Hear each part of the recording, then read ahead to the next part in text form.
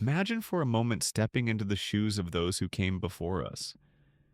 You're standing in the cold, vast steppes of Mongolia, where the wind bites at your skin and the endless horizon stretches on forever. The sun barely kisses the earth as you look out over a land that will be both cradle and tomb. To many empires, it's the 12th century, and the world is about to meet a man who will change everything. Genghis Khan, born as Temujin, is just a boy right now, but his story, already destined for greatness, begins in a small, isolated world, full of blood betrayal and the echoes of past warriors. Now you probably won't survive this adventure, but it's not the kind of death you need to worry about. No, it's the reality of the violence, ambition, and genius that shaped Genghis Khan into the living storm that swept across the world. Don't get too comfortable, though. This journey isn't for the faint of heart. So, before you get comfortable, take a moment to like the video and subscribe, but only if you genuinely enjoy what I do here.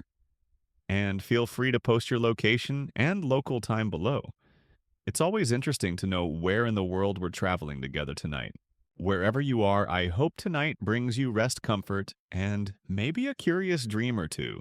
Now let's ease into tonight's journey together. Genghis Khan. The name rings through history as one of the most infamous conquerors the world has ever seen. But here's the kicker. This wasn't a man born into power or privilege. No, Genghis Khan, originally named Temujin, was born into a world of strife and struggle. His father, a tribal leader, was poisoned by a rival clan when Temujin was just a child, leaving his family in poverty. Historians still argue whether this moment of loss ignited the fire of vengeance in young Temujin, or if his determination was born from the harsh Mongolian wilderness, a place where only the strongest survive. As the child of a leader, Temujin could have easily taken his place at the top, but instead his life was one of constant challenges.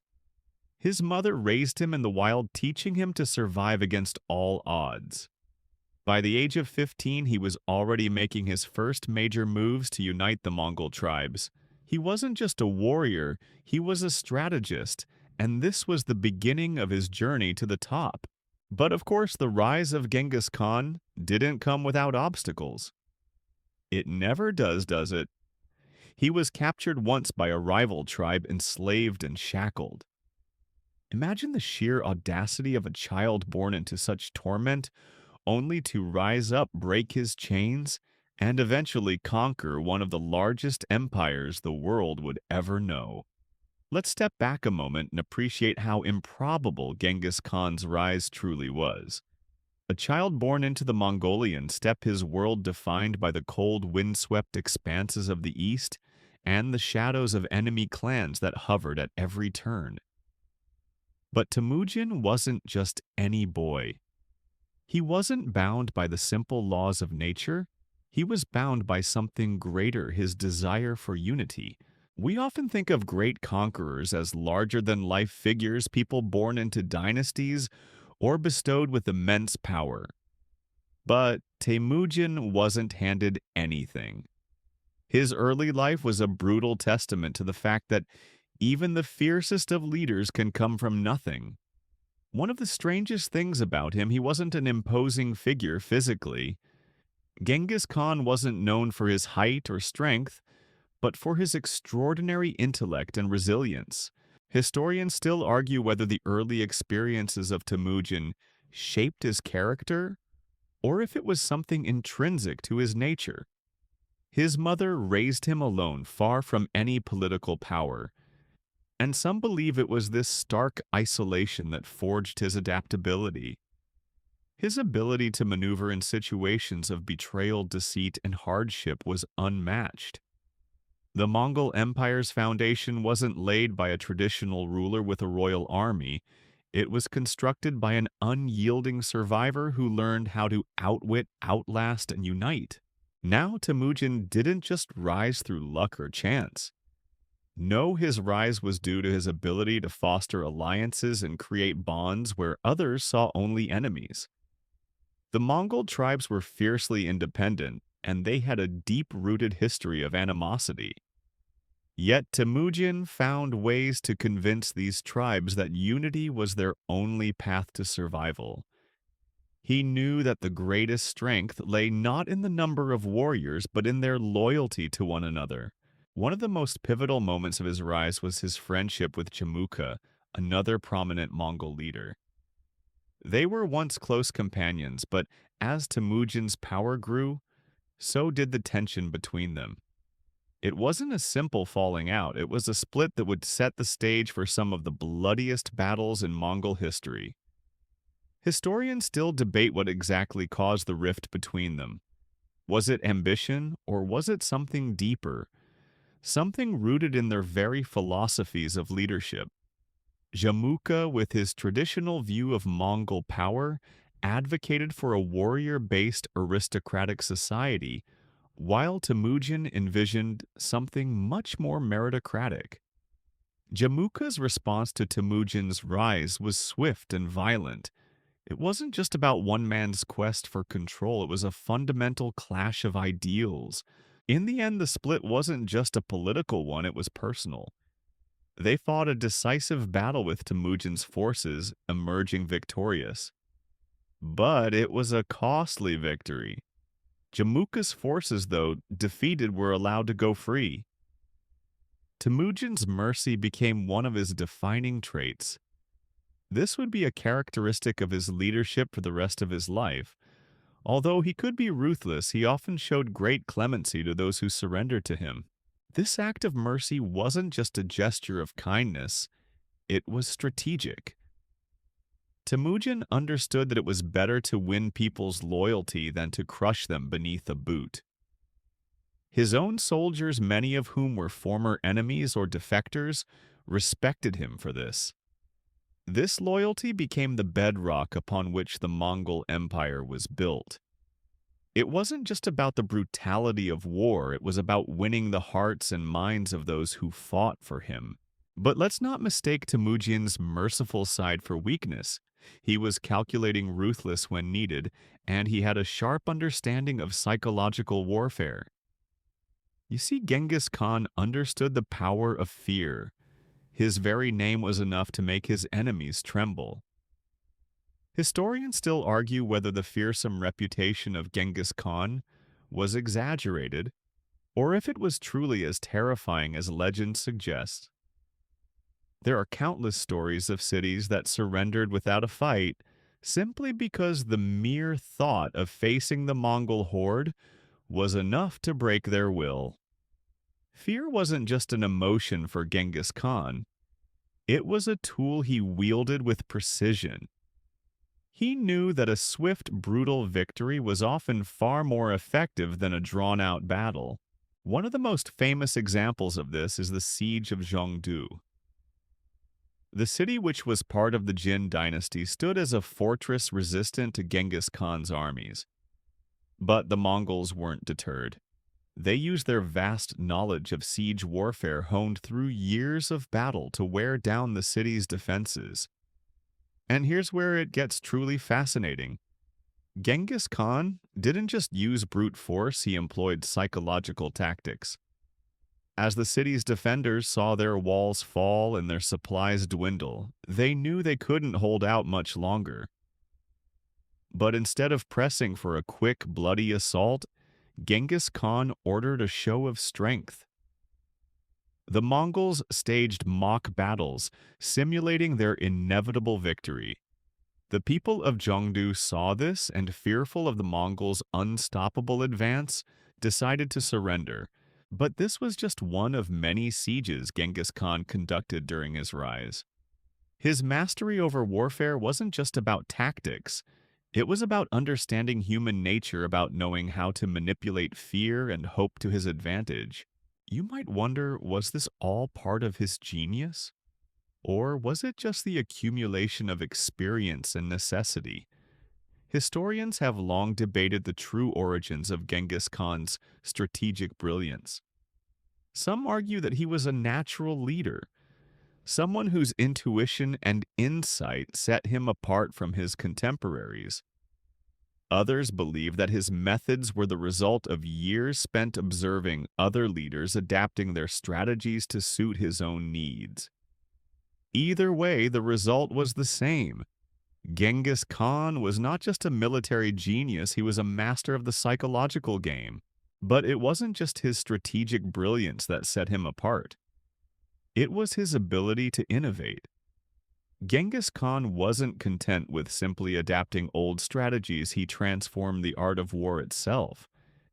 His army, though initially small and unorganized, became a finely tuned machine.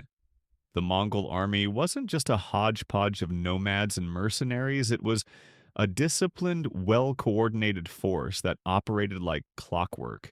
He introduced new tactics such as feigned retreats where Mongol forces would pretend to be beaten only to lure their enemies into an ambush. This tactic was so effective that it became one of the most feared strategies in warfare. And it wasn't just about military innovation. Genghis Khan's entire approach to governance was revolutionary.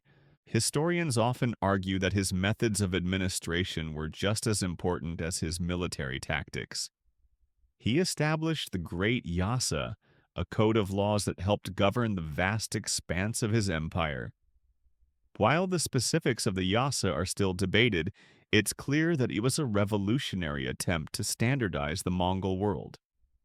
It wasn't just about maintaining order, it was about creating a society that was able to function efficiently, even with such vast distances between its territories. Genghis Khan understood that in order to maintain control over his empire, he needed a system that could hold it together no matter the chaos around it. As Genghis Khan's empire grew, so did his ability to govern. His empire wasn't just a military powerhouse, it was an economic one as well. He facilitated trade across his vast empire, opening up the Silk Road to the east and west. His empire, which once seemed like an impossible dream, became a reality because of his ability to blend military conquest with economic and social policies. So, as we look back on Genghis Khan's rise, we can see that it wasn't just about brute force. It was about the will to survive, the ability to adapt, and the genius to unite a fractured world under one banner. But even as we admire his brilliance, we must remember that his journey was far from smooth, and his quest for dominance would come with a price. By the time Genghis Khan had conquered most of the Mongolian steppes, he was no longer just a tribal leader. He was a force of nature shaping the world with every battle he won. But if there was one thing Genghis Khan understood better than anyone, it was that conquering land was only part of the equation. The true challenge, the real test of his empire would lie in uniting it, maintaining it, and ensuring it thrived. Genghis Khan wasn't just a warrior, he was a master of governance, a man with the vision to build something far beyond what any of his contemporaries could have imagined. As he expanded his empire, Genghis Khan faced the monumental task of bringing together a wide variety of tribes, cultures, and societies under one rule. Imagine the challenge: different languages, different customs, and often centuries of rivalry. Yet Temujin, who would become Genghis Khan, saw something others didn't: the potential for unity, if only he could forge the right bonds. This was not merely about brute force anymore. It was about transforming a chaotic world into something orderly. This vision set him apart from other rulers of his time. It's important to understand that Genghis Khan wasn't simply a conqueror. He was a revolutionary who had a unique understanding of the human condition. His empire wasn't built on the backs of mindless followers. It was built on the strength of loyalty, discipline, and the relentless drive to push forward. Historians still argue whether his ability to foster loyalty was due to his charisma or his unrelenting tactics. Some scholars suggest that it was his brutal punishment of betrayal that made his empire so effective. Others, though, believe that Genghis Khan's leadership was rooted in a more nuanced understanding of loyalty, one that hinged on respect and shared sacrifice. And respect, as it turns out, was central to Genghis Khan's leadership style. He didn't just expect his soldiers to follow him, he demanded their loyalty not out of fear alone, but because he showed them that he valued them as individuals. Unlike many leaders of his time who built armies of conscripts, Genghis Khan recruited his soldiers based on merit. He didn't care about a man's family name or his wealth. What mattered was the strength of his character and his ability to fight. The Mongol army wasn't a collection of warriors from noble families. It was a meritocratic society where every soldier had the chance to rise based on his abilities. This system was revolutionary in its own right. It wasn't based on tradition or aristocracy. It was a society where merit ruled. Historians still debate whether Genghis Khan's system of recruitment was truly the key to his success. Some believe that his ability to unite such a diverse range of people was due to his merit-based approach, while others argue that it was simply a matter of survival. Regardless, the Mongol army became a fearsome force, capable of defeating some of the most powerful empires in the world. But Genghis Khan wasn't content with just assembling an army, he transformed it. The Mongol army was known for its speed, precision, and devastating tactics, and it was all thanks to the way Genghis Khan reorganized it. His warriors were no longer just individuals fighting for their own survival. They were part of a larger, more cohesive unit. Every man from the lowest soldier to the highest general had a role to play. The Mongols operated in a way that few armies before them had, as a unit with each member contributing to the success of the whole. And then there was the cavalry.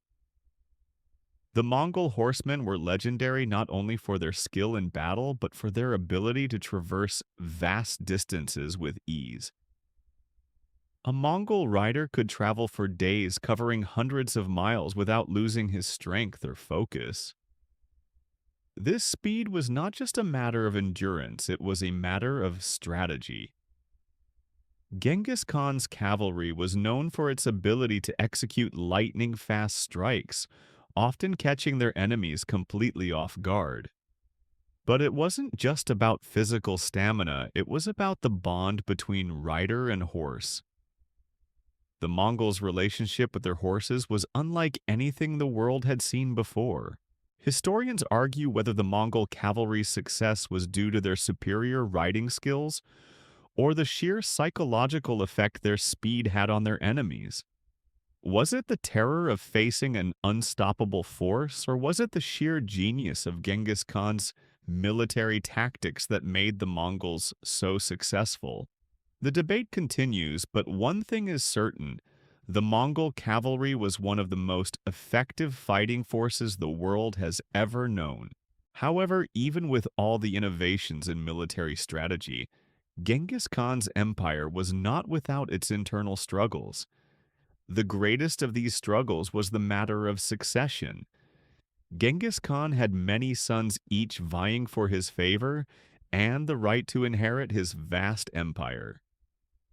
This posed a serious threat to the stability of his reign, and historians still debate how Genghis Khan managed to handle the situation. Was it his strong leadership that kept his sons in line, or was it the sheer power of the Mongol Empire that ensured they would not rebel? The answer, as it turns out, lies somewhere in between.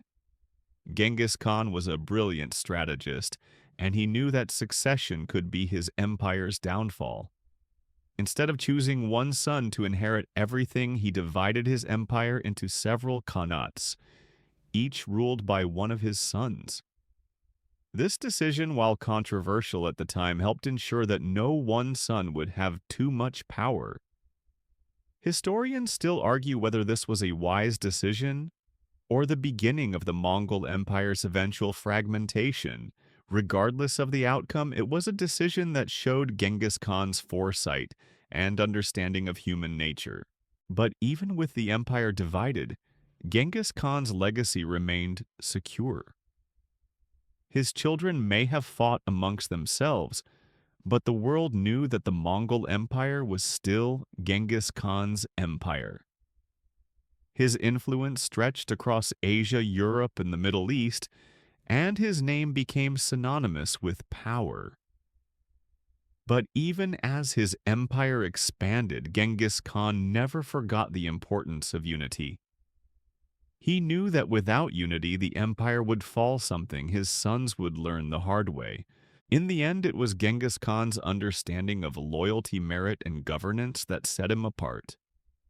He wasn't just a warrior, he was a visionary, a man who transformed a scattered collection of nomadic tribes into a unified, powerful empire.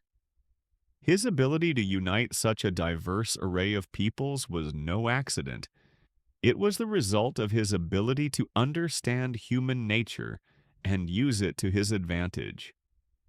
Historians still argue whether Genghis Khan's success was the result of his genius or sheer luck.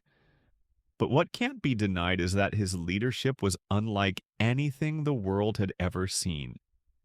He created an empire that was not just about war and conquest, it was about building a society that could thrive even in the face of immense challenges. And though the empire would eventually crumble, Genghis Khan's legacy lives on, reminding us that greatness is often forged in the fires of adversity.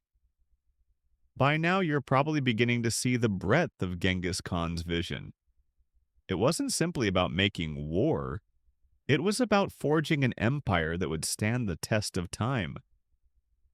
But let's dig deeper into one of the most fascinating aspects of his reign: how Genghis Khan transformed the very nature of military strategy.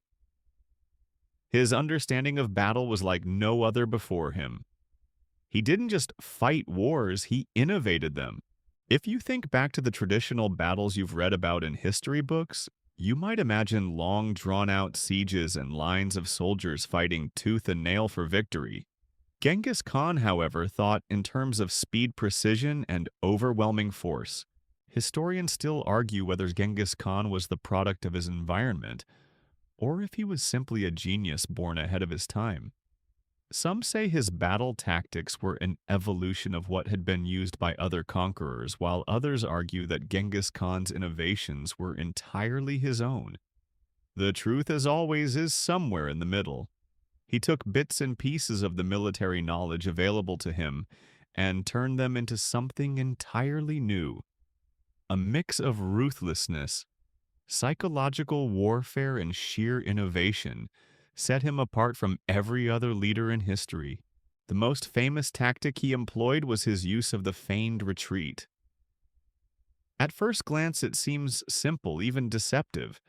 A group of Mongol warriors would pretend to flee from the battlefield, drawing their enemies into a vulnerable position, only to turn around and strike with the full force of their army.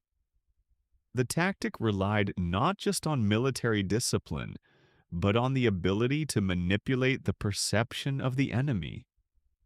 When a Mongol force feigned retreat, their opponents believed they were witnessing a sign of weakness. It wasn't until they'd charged forward believing they had the upper hand that the Mongols would turn around and destroy them. Think of it like a trap. You're on the battlefield and you see your enemy begin to retreat. You think to yourself, "This is my chance. I'll pursue them and claim victory." But in the world of the Mongols, this was exactly what they wanted you to think. The moment you chase them, you're walking right into their trap. In this way, Genghis Khan was able to turn the tide of many battles with the simple trick, one that had no equal at the time. While this tactic was successful in many of his campaigns, it wasn't just about winning individual battles. It was about creating a sense of fear and unpredictability. The Mongols were notorious for their ability to move swiftly, and that speed was a psychological weapon in itself. Imagine the terror that would grip a city upon hearing that a Mongol army was approaching. They knew the Mongols wouldn't give up easily, and they knew that the Mongols would never fight by the traditional rules of engagement. This unpredictability turned many enemies away before the battle even began. But let's not give Genghis Khan too much credit for all his successes on the battlefield. Yes, he was a master strategist, but he also knew the value of his men. It wasn't just about the brilliance of his tactics, it was about the men who followed him. And he made sure that those men were fiercely loyal, disciplined, and ready to execute his plans without question. This loyalty came from more than just fear of Genghis Khan's wrath. It came from the way he treated his men. He rewarded loyalty with wealth, power, and respect. His soldiers knew that if they fought well, they could rise in rank and status. This created a sense of unity among the Mongol troops who fought not just for survival, but for the opportunity to achieve greatness. Genghis Khan also understood that success on the battlefield wasn't just about what happened during the fight, it was about preparation. One of the ways he ensured his army's success was by developing the Mongol postal system. The Mongol Empire spanned vast distances, and communication was key. The postal system allowed messages, orders, and intelligence to move faster than ever before. Genghis Khan's soldiers could travel great distances in a short amount of time, and this network ensured that his army remained coordinated no matter how far they were from each other. This system was incredibly efficient. Riders stationed at regular intervals across the empire could carry messages back and forth quickly. The system was so effective that it helped the Mongols maintain control over their vast empire, allowing Genghis Khan to govern and direct military campaigns from afar. Imagine a world where messages could travel faster than the speed of light well in medieval terms. That's the kind of strategic advantage Genghis Khan gave himself, and it wasn't just about keeping tabs on his military. It was about maintaining order and control over an empire that spanned continents. Now, beyond the military and administrative feats, there's something else that's often overlooked when discussing Genghis Khan's leadership: his ability to integrate people from all walks of life into his empire. As he conquered new lands, Genghis Khan didn't just kill or enslave those who resisted him. He often incorporated the talents of the people he conquered into his empire. Skilled artisans, engineers, and scientists from the conquered cities were often spared and brought into the Mongol fold. In doing so, he created a more diverse and advanced empire than the world had ever seen. In fact, many historians believe that the Mongol Empire was the first truly global empire. Unlike the Roman Empire, which was largely confined to Europe and parts of the Middle East, Genghis Khan's empire spanned from China to the Middle East, from Europe to the edges of Russia.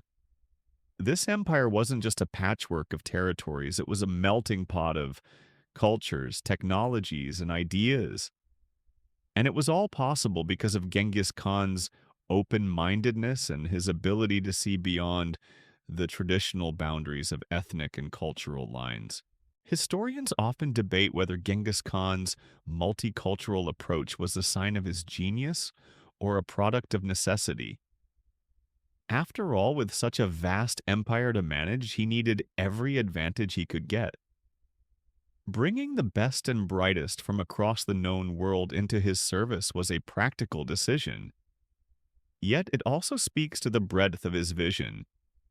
He didn't just conquer the world, he brought it together. By creating a multi-ethnic society that valued people based on their abilities, not their backgrounds, Genghis Khan built an empire that was more resilient than many of his contemporaries could have ever imagined. But it wasn't just about merging cultures, it was also about trade. Under Genghis Khan's rule, the Mongol Empire opened up the Silk Road and connected east and west like never before. This was more than just a trading route, it was a conduit for ideas, knowledge, and innovation. Through the Silk Road, goods like silk, spices, and precious metals flowed between Asia and Europe.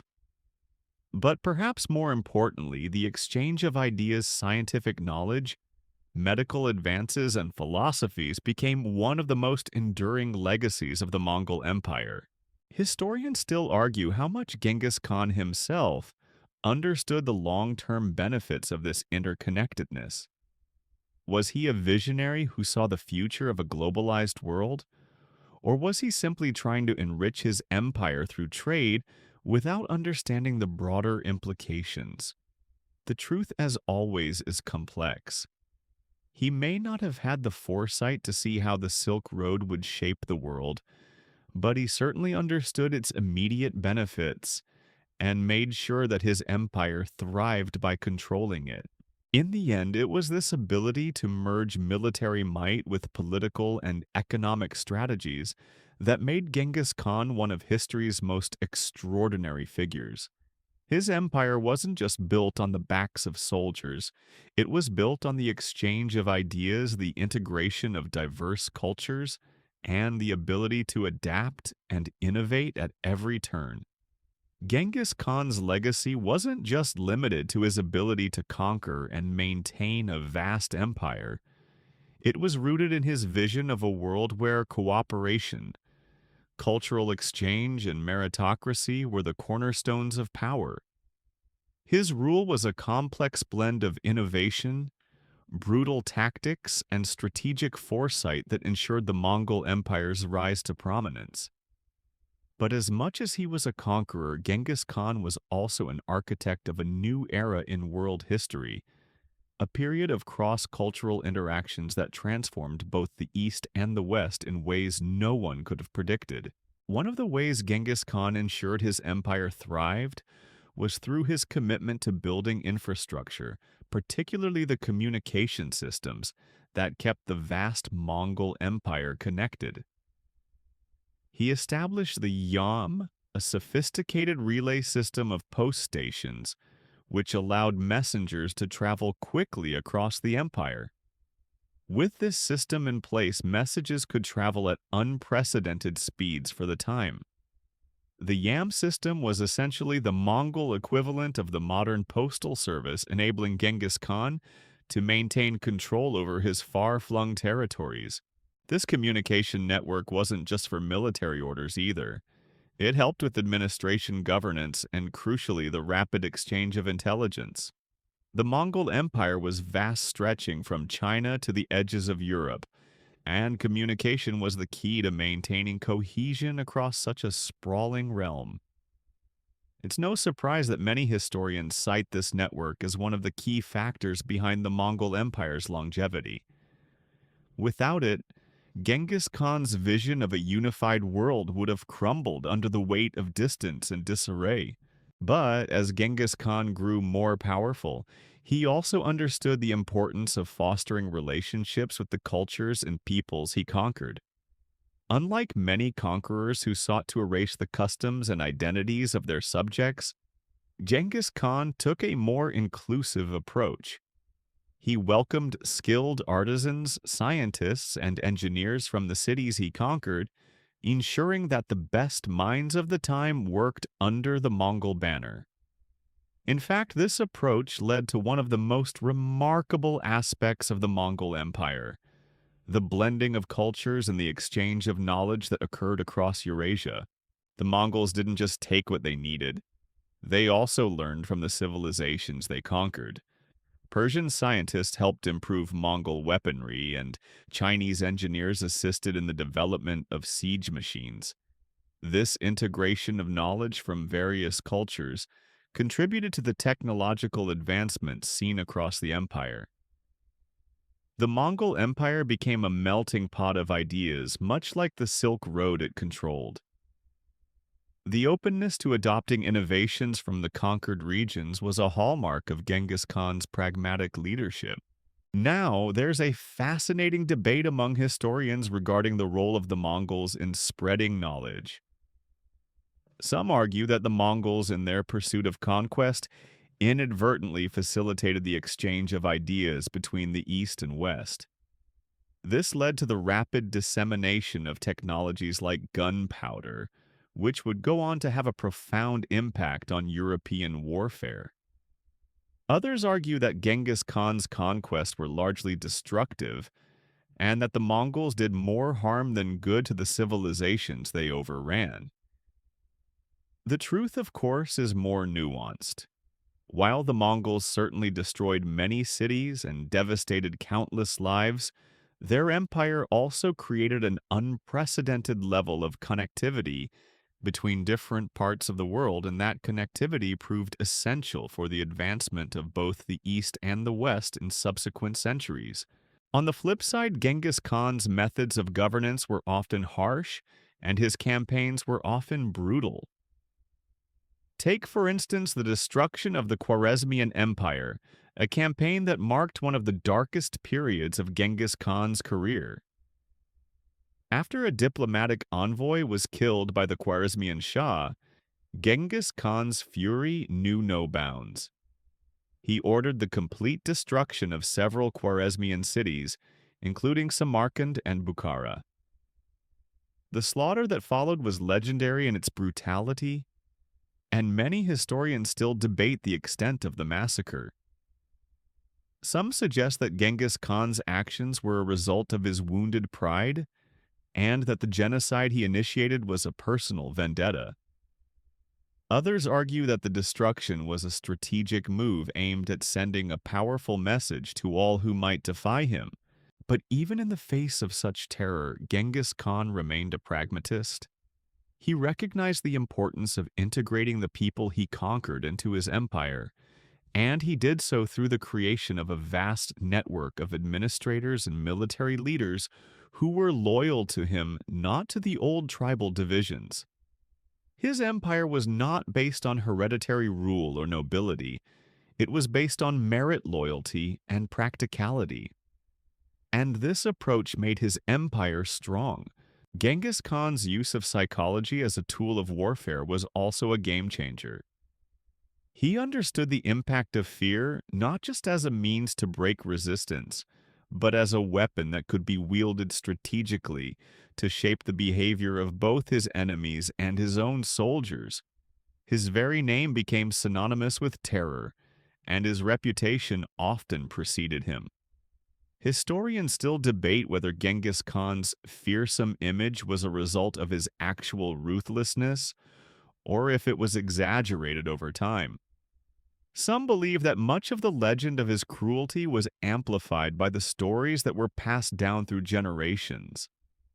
What is clear, however, is that Genghis Khan understood the power of perception. He used his reputation to create a psychological advantage that gave him an edge in battle. His influence stretched far beyond the battlefield. Genghis Khan's commitment to establishing a stable and functioning society is evident in the policies he enacted to manage his vast empire. One such policy was his approach to trade. Under his rule, the Mongol Empire ensured the safety of trade routes, facilitating the exchange of goods across Asia and Europe. The Mongol Empire's support of the Silk Road meant that merchants, diplomats, and travelers could move freely through the empire, something that had been nearly impossible before. This was a significant shift in global trade. The opening up of the Silk Road had a profound impact on the spread of goods, knowledge, and culture. For example, the exchange of goods between the East and West brought about the introduction of new crops, textiles, and art forms.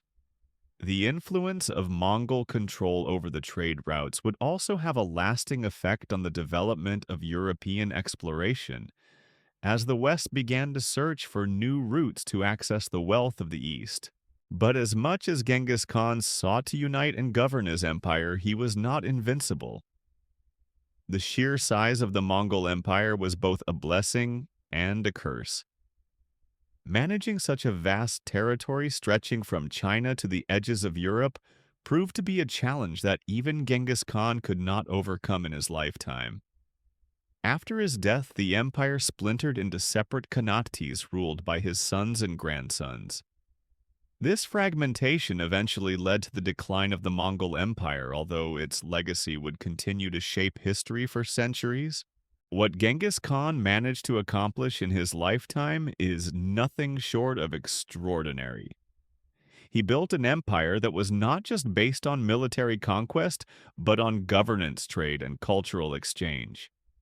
His ability to integrate the best of the civilizations he encountered, coupled with his innovations in military strategy, made him a figure whose influence reverberated across the world long after his death. Historians still argue about how we should view Genghis Khan today.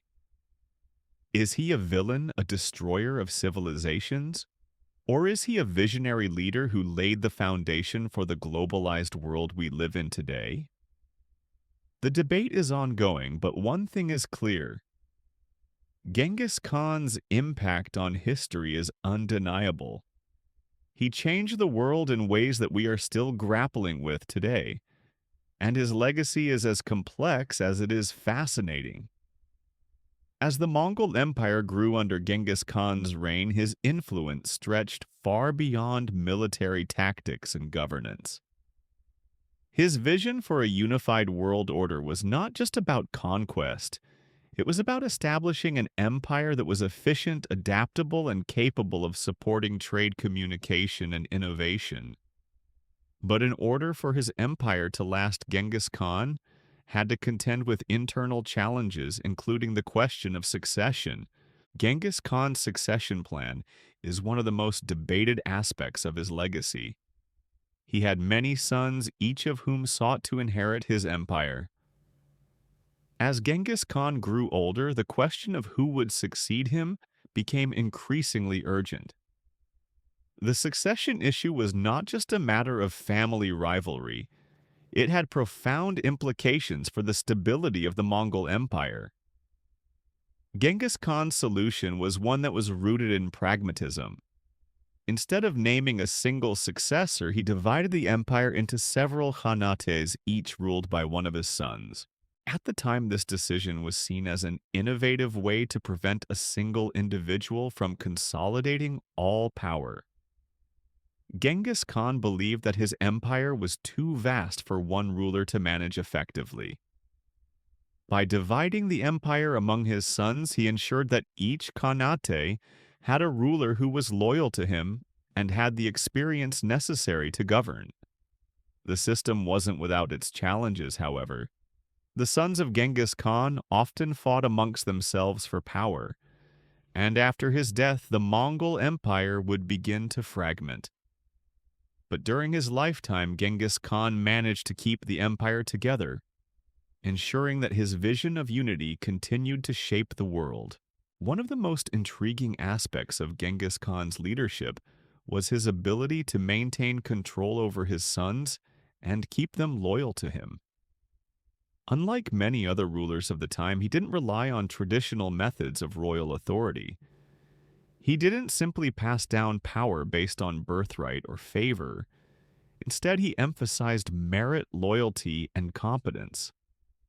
Genghis Khan's sons were not just his heirs by birth, they were chosen to rule based on their ability to govern effectively. This approach was revolutionary at the time and helped to ensure the stability of the empire, at least during Genghis Khan's lifetime. But even with this system in place, the seeds of the empire's fragmentation were already sown. After Genghis Khan's death in 1227, his sons and grandsons did indeed fight for control. The empire, which had once been united under Genghis Khan's leadership, began to splinter. Each khanate, while still nominally part of the larger Mongol Empire, developed its own identity and priorities. The most famous example of this fragmentation is the division between the Yuan dynasty in China and the Ilkhanate in Persia.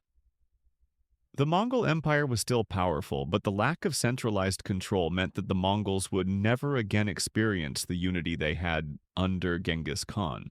While the political fragmentation of the Mongol Empire may seem like a failure of Genghis Khan's system, it's important to consider the broader context. Genghis Khan's empire was the largest contiguous empire the world had ever seen. The sheer size of the empire made it nearly impossible for any one leader to maintain total control, no matter how skilled they were. The fact that Genghis Khan was able to create such a vast empire and hold it together for as long as he did is a testament to his leadership and vision. Moreover, Genghis Khan's descendants continued to wield significant power long after his death. His grandsons in particular played crucial roles in the expansion of the empire. Kublai Khan, one of Genghis Khan's grandsons, would go on to become the founder of the Yuan dynasty in China, marking the Mongol conquest of China and the establishment of one of the most influential dynasties in Chinese history.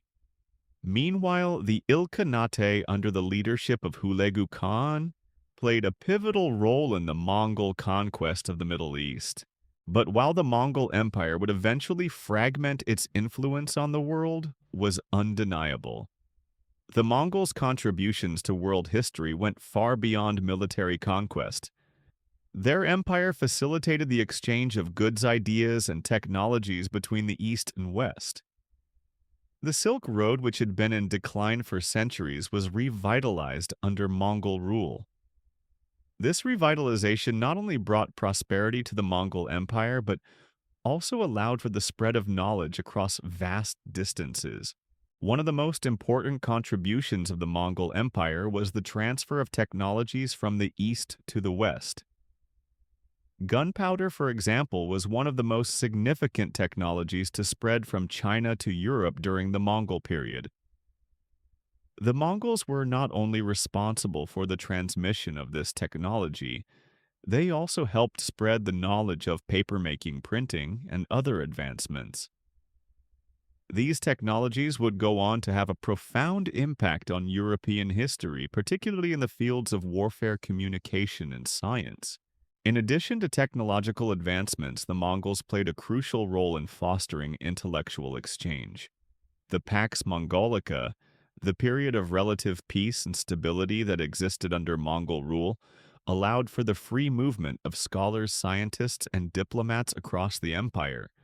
This intellectual exchange helped to bridge the gap between Eastern and Western civilizations and set the stage for the Renaissance in Europe. The Mongols may have been feared for their military prowess, but their empire also served as a conduit for the exchange of ideas that would shape the future of the world. Despite the Mongols' contributions to world history, their legacy is often overshadowed by the violence and destruction associated with their conquests. Genghis Khan's campaigns were brutal, and the toll they took on the populations of the cities and empires they overran cannot be denied. Cities like Samarkand, Bukhara, and Nishapur were utterly devastated, and the death toll from the Mongol invasions is difficult to fathom. Some estimates place the total number of deaths caused by the Mongol conquest at around 40 million. The sheer scale of the destruction is a testament to the power of Genghis Khan's military machine, but it also raises difficult questions about the morality of his actions. Historians still debate the extent to which Genghis Khan's actions should be viewed through a moral lens. Was he a ruthless conqueror who destroyed civilizations in his quest for power? Or was he a pragmatic leader who did what was necessary to achieve his vision of a unified world? Some argue that Genghis Khan's conquests were no different from those of other conquerors throughout history. Others contend that the scale of his destruction sets him apart from other rulers. What is clear, however, is that Genghis Khan's legacy is complex and multifaceted. He was both a visionary leader and a ruthless conqueror, a man who built an empire that reshaped the world, but did so at a great cost. Even so, Genghis Khan's legacy endures in ways that many rulers' legacies do not. While the Mongol Empire may have fragmented after his death, its impact on the world persisted. The Mongols were instrumental in the spread of technologies, ideas, and cultures across vast distances. Their empire helped to create a more interconnected world, one that was not defined by borders but by the exchange of knowledge and goods. In the end, Genghis Khan's legacy is not just about war and conquest. It's about the way he transformed the world in ways that few others have done. He built an empire that stretched from the Pacific Ocean to the Mediterranean Sea, a feat that no one had ever achieved before. His contributions to trade communication and cultural exchange laid the foundation for the globalized world we live in today. And while his methods may have been brutal, there's no denying that Genghis Khan was one of the most influential figures in history. Genghis Khan's empire was a monumental achievement in terms of its size, scope, and influence, but perhaps the most enduring aspect of his legacy was the lasting impact it had on global trade and cultural exchange. While much of the attention surrounding Genghis Khan focuses on his military conquests and ruthless methods of rule, the economic and intellectual consequences of his empire are just as significant. The Mongol Empire, for all its brutality, played a crucial role in shaping the world we live in today, largely due to its promotion of the exchange of goods, technologies, and ideas across vast distances. This was a key feature of the Pax Mongolica, or Mongol Peace, which facilitated the free movement of merchant scholars and travelers from Europe to Asia and vice versa. One of the most remarkable things about the Mongol Empire was its commitment to facilitating trade. Genghis Khan, despite his fearsome reputation as a conqueror, understood the value of commerce. He recognized that trade was the powerful tool for creating wealth and ensuring the prosperity of his empire. As a result, he worked tirelessly to ensure that the Silk Road, the ancient network of trade routes that connected the East and West, was safe and protected under Mongol rule. The Mongols made sure that merchants could travel through their vast empire without fear of bandits or political unrest, and in return the empire flourished economically. The most iconic example of this trade boom was the Silk Road itself, which flourished under Mongol rule. The road was more than just a series of merchant pathways. It was a bridge between cultures, allowing goods, ideas, and technologies to flow from one side of the world to the other. Silk spices and precious metals moved from China and Central Asia into Europe, while Europe sent goods like wool, glassware, and wine to the East. Alongside material goods, the Silk Road also facilitated the movement of scholars, religious figures, and artists. The result was a remarkable exchange of knowledge and culture, the likes of which had never been seen before in history. But it wasn't just the exchange of goods that made the Mongol Empire so important. Genghis Khan's empire allowed for the free movement of ideas. Historians often point to the cultural and intellectual flowering that took place during this period as one of the lasting legacies of the Mongols. The empire's support of scholars and scientists from various cultures helped to create a melting pot of knowledge. Persian, Chinese, and European scholars worked together, exchanging ideas and learning from one another, which helped fuel advancements in fields like astronomy, mathematics, medicine, and engineering. The Mongols were particularly interested in bringing the best minds to their court. They invited scientists, philosophers, and engineers from all over their empire to contribute to the development of new technologies. In the world of warfare, for instance, the Mongols took advantage of the expertise of Chinese engineers to improve their siege tactics, learning how to build more effective siege weapons. The use of gunpowder, which had been developed in China, became one of the Mongol Empire's most powerful tools in battle, and it was eventually introduced to Europe, where it would revolutionize warfare. Similarly, the Mongols facilitated the spread of knowledge about medicine and mathematics. Persian scholars, for example, helped the Mongols to improve their medical practices, which were then passed on to the rest of the empire. Meanwhile, the Mongols were instrumental in the transmission of knowledge between the East and West. European travelers, including Marco Polo, who journeyed through Mongol-controlled lands, brought back knowledge of Chinese technologies like printing and papermaking, which would later influence the development of European industries. The intellectual exchange fostered by the Mongols was essential for the flourishing of the Renaissance in Europe. The Renaissance, often seen as the rebirth of knowledge and culture in Europe, owes much of its intellectual groundwork to the information and ideas that traveled along the Silk Road during Mongol rule. The transmission of ancient Greek and Roman texts, which had been preserved by Muslim scholars, made its way to Europe, sparking a renewed interest in classical learning.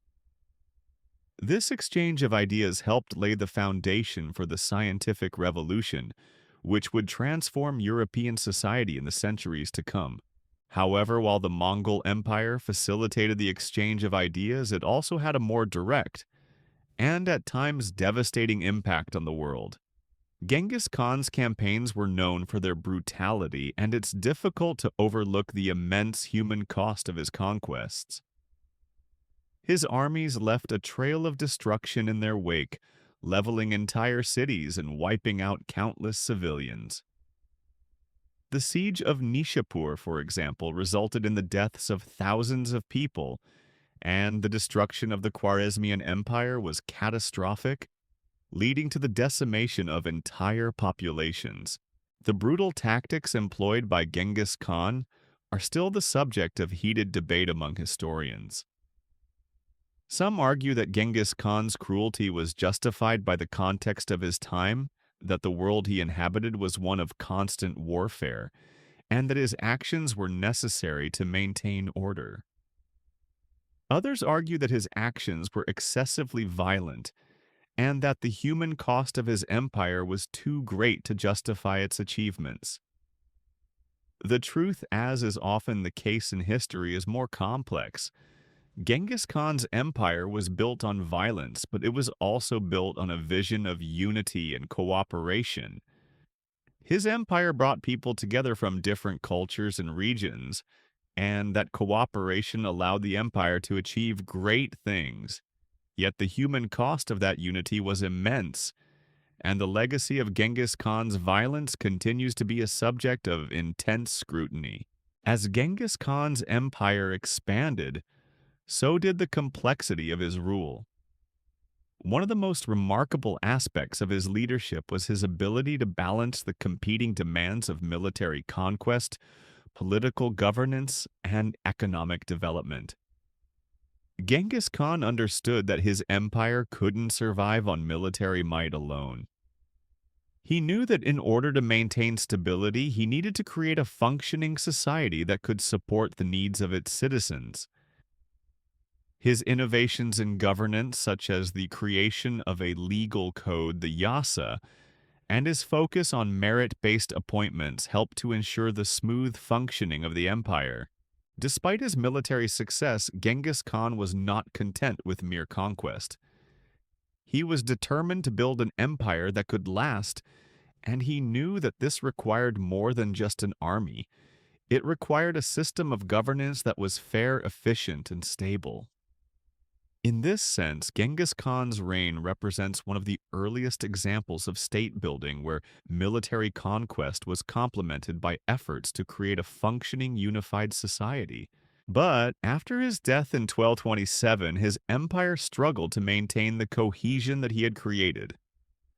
The division of the empire among his sons and grandsons led to infighting and territorial fragmentation.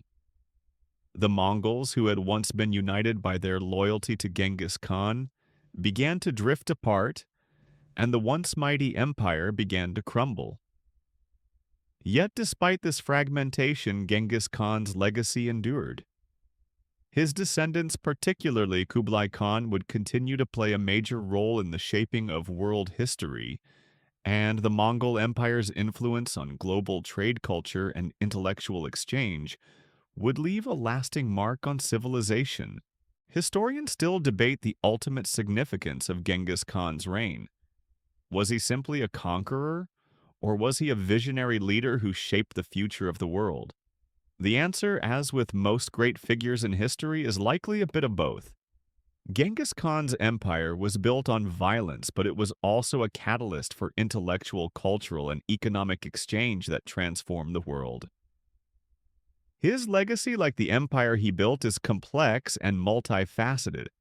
But one thing is certain, Genghis Khan's influence is still felt today centuries after his death. The fragmentation of the Mongol Empire after Genghis Khan's death left a profound mark on world history. Despite the power and success of his reign, the empire he built could not survive in its unified form. Yet even as the empire splintered into separate khanates ruled by his descendants, Genghis Khan's influence continued to reverberate throughout the world. His legacy lived on not just through the political divisions of the empire, but also through the lasting impact he had on trade culture and the very structure of empire building itself. As Genghis Khan's sons and grandsons fought for control over the vast Mongol Empire, they created some of the largest and most powerful states in history. However, the internal divisions within the Mongol leadership between his descendants, who had different visions for the empire, led to its eventual decline. The sheer size of the empire, though impressive, made it impossible to maintain under the leadership of any one person, and this division of power resulted in the rise of several independent states that, although still united by their Mongol heritage, began to pursue separate agendas. One of the most famous of these khanates was the Yuan dynasty in China, established by Kublai Khan, Genghis Khan's grandson. Kublai's conquest of China was one of the crowning achievements of Mongol expansion. His rule marked the first time that China was fully unified under foreign control, and it had lasting implications for Chinese history. Kublai's Yuan dynasty was not just a continuation of his grandfather's empire, it represented a new phase of Mongol rule where the Mongols began to integrate themselves more deeply into Chinese culture and society.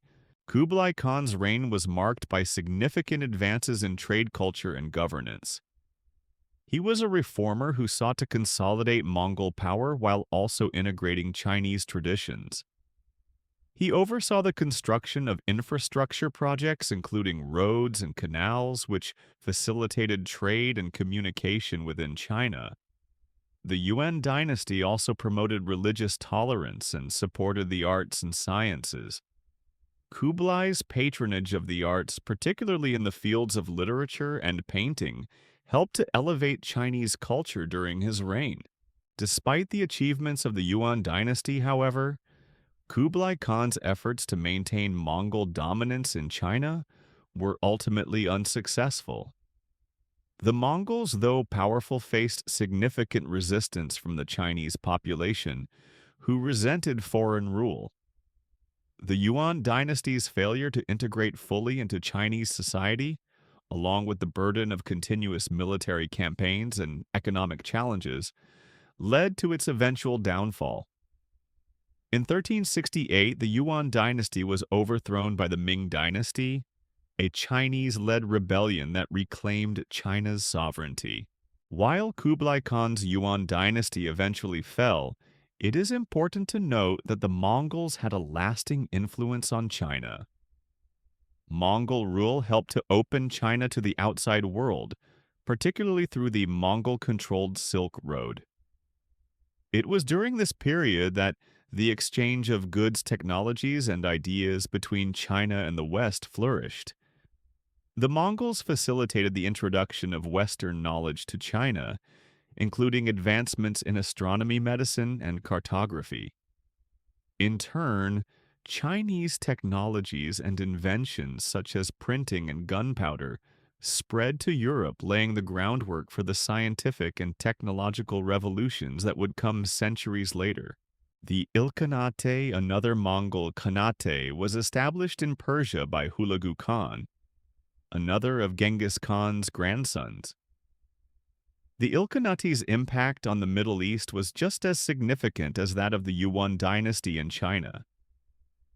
Hulagu's conquest of Persia marked the beginning of a new era in the region, one that was characterized by Mongol rule and the blending of Mongol and Persian cultures. The Ilkhanate was instrumental in bringing the Middle East into the larger Mongol world, facilitating trade and cultural exchange between the East and West. Like the Yuan dynasty, the Ilkhanate faced significant challenges during its reign. The Mongols in Persia, though able to establish control over the region, were never fully accepted by the Persian population. Their conquest of the region was brutal, and the Mongols were seen as foreign invaders. Yet despite this, the Ilkhanate played a key role in the development of Persian culture. The Mongols introduced new technologies and agricultural practices to the region, and they also contributed to the flourishing of Persian art, literature, and architecture. However, as with the Yuan dynasty, the Ilkhanate's rule was short-lived. After Hulagu's death in 1265, the Ilkhanate began to decline. The fragmentation of the Mongol Empire, coupled with internal strife and external pressures, led to the eventual disintegration of the Ilkhanate in the early 14th century. Yet, like the Yuan dynasty, the legacy of the Ilkhanate lived on in the region. The Mongols helped to shape the political, economic, and cultural landscape of Persia, and their influence can still be seen in the region today.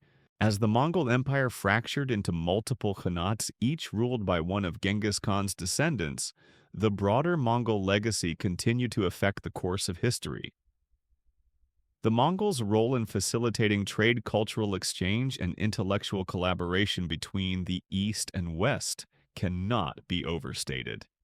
Despite the fragmentation of their empire, the Mongols had helped to create a more interconnected world, one where ideas, goods, and cultures could flow freely across vast distances.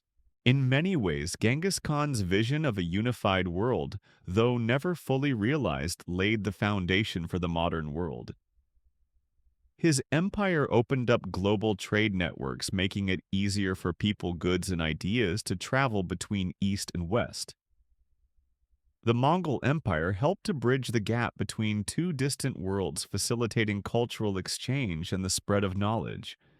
The Mongols were instrumental in the dissemination of technologies including gunpowder, paper, and the printing press, all of which should have a profound impact on the development of European civilization. Historians still debate the legacy of Genghis Khan. Was he a barbaric conqueror who imposed his will on the world, or was he a visionary leader who helped to shape the course of history? The answer is complex, as Genghis Khan's legacy is marked by both destruction and innovation. His empire was built on bloodshed and violence, yet it also fostered intellectual exchange and economic development. His conquests changed the political landscape of Asia and Europe, and his influence can still be felt in the world today. Genghis Khan's story is one of contradictions, a man capable of both immense cruelty and profound strategic vision. A leader who brought together diverse peoples under a single banner, but also left a trail of destruction in his wake. His empire may have crumbled after his death, but his legacy endured, shaping the world in ways that few other rulers have done.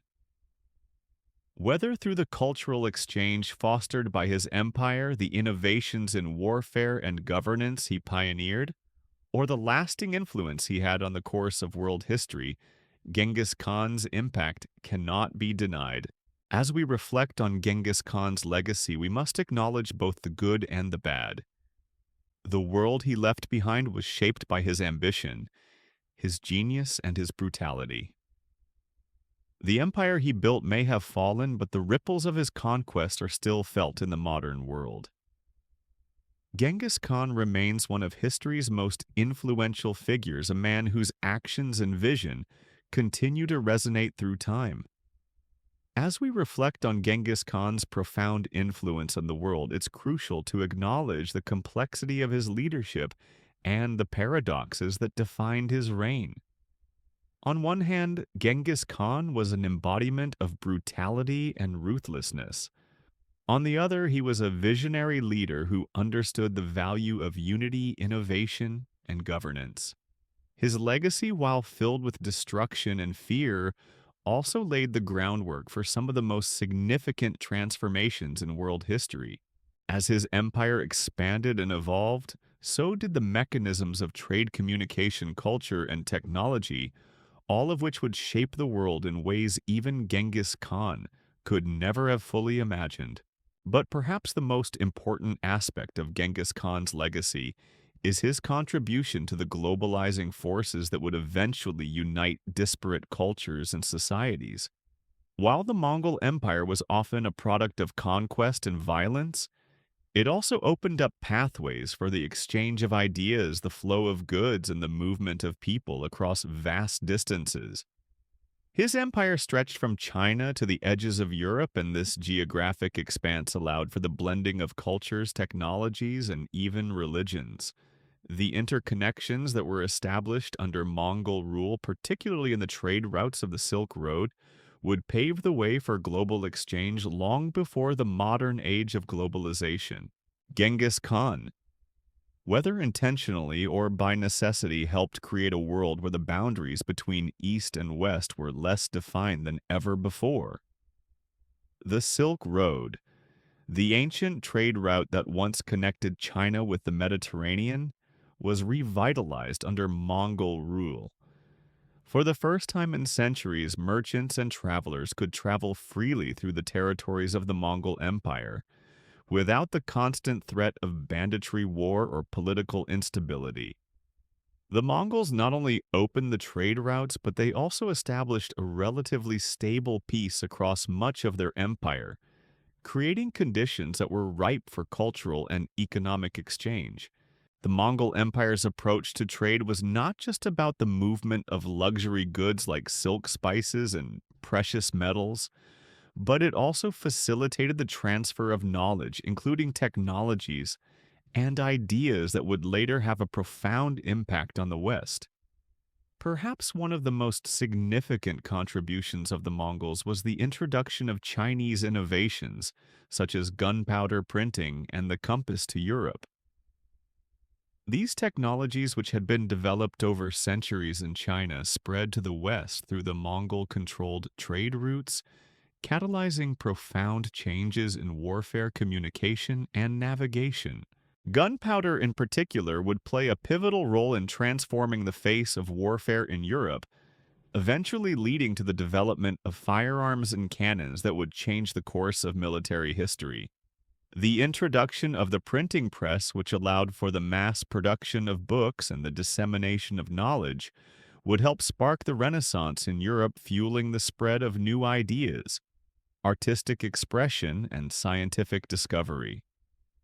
And the compass, which had long been used by Chinese sailors, would eventually guide European explorers to new territories, paving the way for the Age of Exploration. However, as we trace these technological advances, it's also essential to recognize the darker side of Genghis Khan's empire. While the Mongols facilitated trade and intellectual exchange, they also wreaked havoc on the civilizations they encountered. The destruction caused by the Mongol invasions was catastrophic, and many of the cities that the Mongols conquered were left in ruins. Samarkand, Bukhara, and Nishapur, to name a few, were among the cities that suffered terrible devastation during Genghis Khan's campaigns. The Mongols often employed psychological warfare, using fear and terror as a tool to break the will of their enemies. The massacres they conducted were not just about killing. They were about sending a message that would resonate for generations. One of the most famous examples of Mongol terror was the invasion of the Khwarezmian Empire, which Genghis Khan had once tried to ally with. When the Shah of Khwarezm, after a series of diplomatic misunderstandings, killed a Mongol trading caravan and executed the Mongol envoys, Genghis Khan's wrath knew no bounds. In response, he sent his armies to lay waste to the Khwarezmian cities. The result was a mass slaughter of civilians and the complete destruction of the Khwarezmian Empire.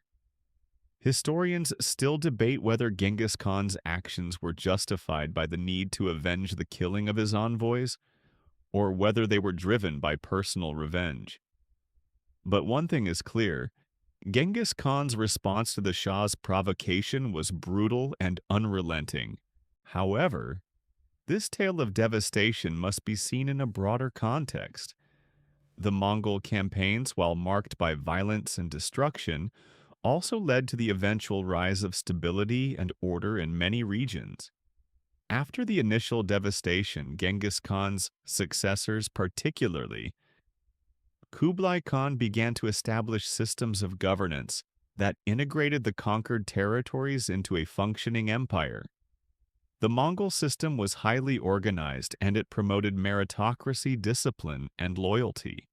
Many of the cities that had been destroyed during Genghis Khan's campaigns were rebuilt and revitalized under his successors, who recognized the importance of maintaining trade routes and fostering cultural exchange.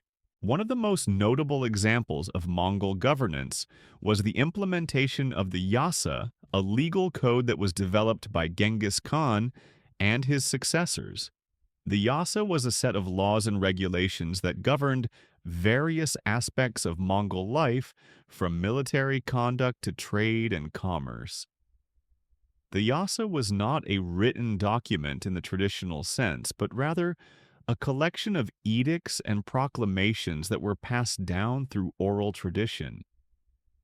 Its exact content remains a subject of debate among historians, but it is clear that the Yasa played a significant role in maintaining order within the Mongol Empire. It was a tool for both controlling the vast territories under Mongol rule and promoting fairness and justice. Despite the legacy of destruction that Genghis Khan's conquest left in their wake, his reign also laid the foundations for the rise of a more interconnected world. The political and economic systems that were established under his leadership helped to promote trade, cultural exchange, and the movement of people across vast distances. His empire may have been built on war and conquest, but it also brought together disparate peoples from different cultures.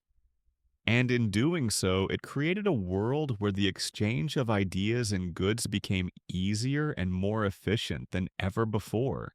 However, as Genghis Khan's empire began to fracture after his death, his successors struggled to maintain the unity that had defined his rule.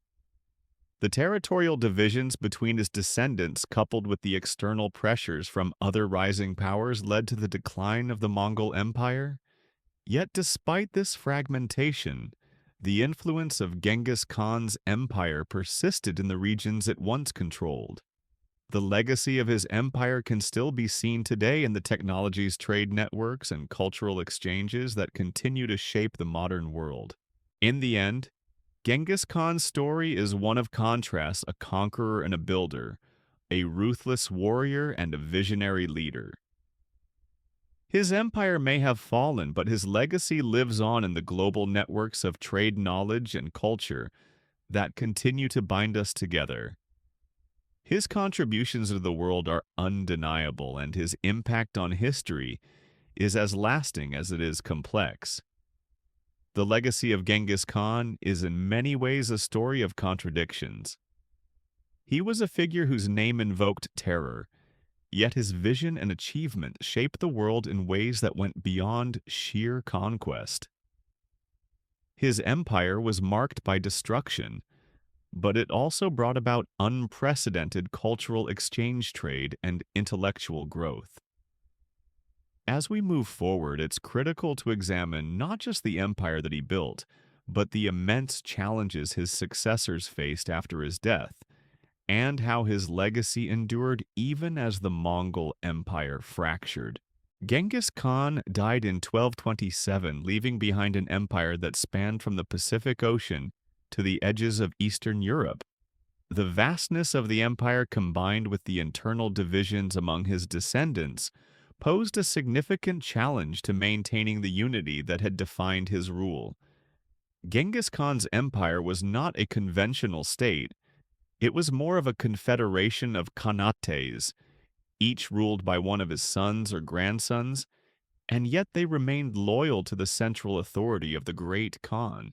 After Genghis Khan's death, his sons and grandsons were faced with the monumental task of maintaining the empire while dealing with both internal and external pressures. One of the most notable of these khanates was the Golden Horde, which controlled the vast region of Russia and parts of Eastern Europe. It was here that the Mongol Empire's influence would be felt for centuries after Genghis Khan's death.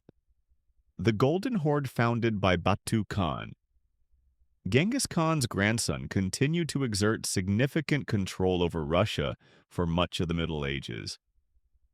Under the leadership of Batu Khan, the Golden Horde expanded its territories, eventually creating an empire that stretched from the Volga River to the Caspian Sea, with Moscow and other Russian city-states coming under Mongol dominance. The Mongols' rule over Russia, however, was not an easy one. While they maintained political control, they also faced constant resistance from the Russian principalities, who resented foreign domination. The Mongols did not directly govern Russia, but rather allowed local rulers to remain in power, provided they paid tribute to the Khan. This system of indirect rule, known as the Mongol yoke, led to a complex relationship between the Mongols and the Russian people. On one hand, the Mongols brought stability to the region, allowing for trade and cultural exchange. On the other, the tribute system placed a significant burden on the Russian cities, leading to widespread resentment. One of the most significant events during this period was the Battle of Kulikovo in 1380, a decisive conflict between the Russian forces and the Golden Horde. The battle, fought near the Don River, marked the beginning of the end of Mongol dominance in Russia. Led by Prince Dmitry of Moscow, the Russian army defeated the forces of the Golden Horde, signaling a shift in the balance of power. While the Mongols would continue to hold influence over Russia for several more decades, the Battle of Kulikovo was a pivotal moment in the decline of Mongol power in the region. While the Golden Horde's control over Russia began to weaken another Khanate, the Ilkhanate in Persia was also undergoing significant changes. The Ilkhanate, established by Hulagu Khan, Genghis Khan's grandson, had initially been one of the most prosperous and influential regions of the Mongol Empire. Under Hulagu, the Ilkhanate expanded its territory, conquering the remnants of the Abbasid Caliphate and establishing Mongol rule over much of the Middle East. However, after Hulagu's death, the Ilkhanate began to fragment, facing both internal strife and external pressure from rival powers. The Ilkhanate was plagued by succession disputes as different factions within the Mongol elite fought for control of the region. Additionally, the rise of the Timurid Empire in Central Asia, led by Timur, also known as Tamerlane, posed a significant challenge to Mongol dominance in the region. Timur's military campaigns, which were known for their extreme brutality, resulted in the destruction of much of the Ilkhanate's territory. Despite this, the Ilkhanate continued to exist in a diminished form until the early 14th century, when it eventually disintegrated. Even as the Mongol Empire fractured, the Yuan dynasty in China continued to play a pivotal role in world history.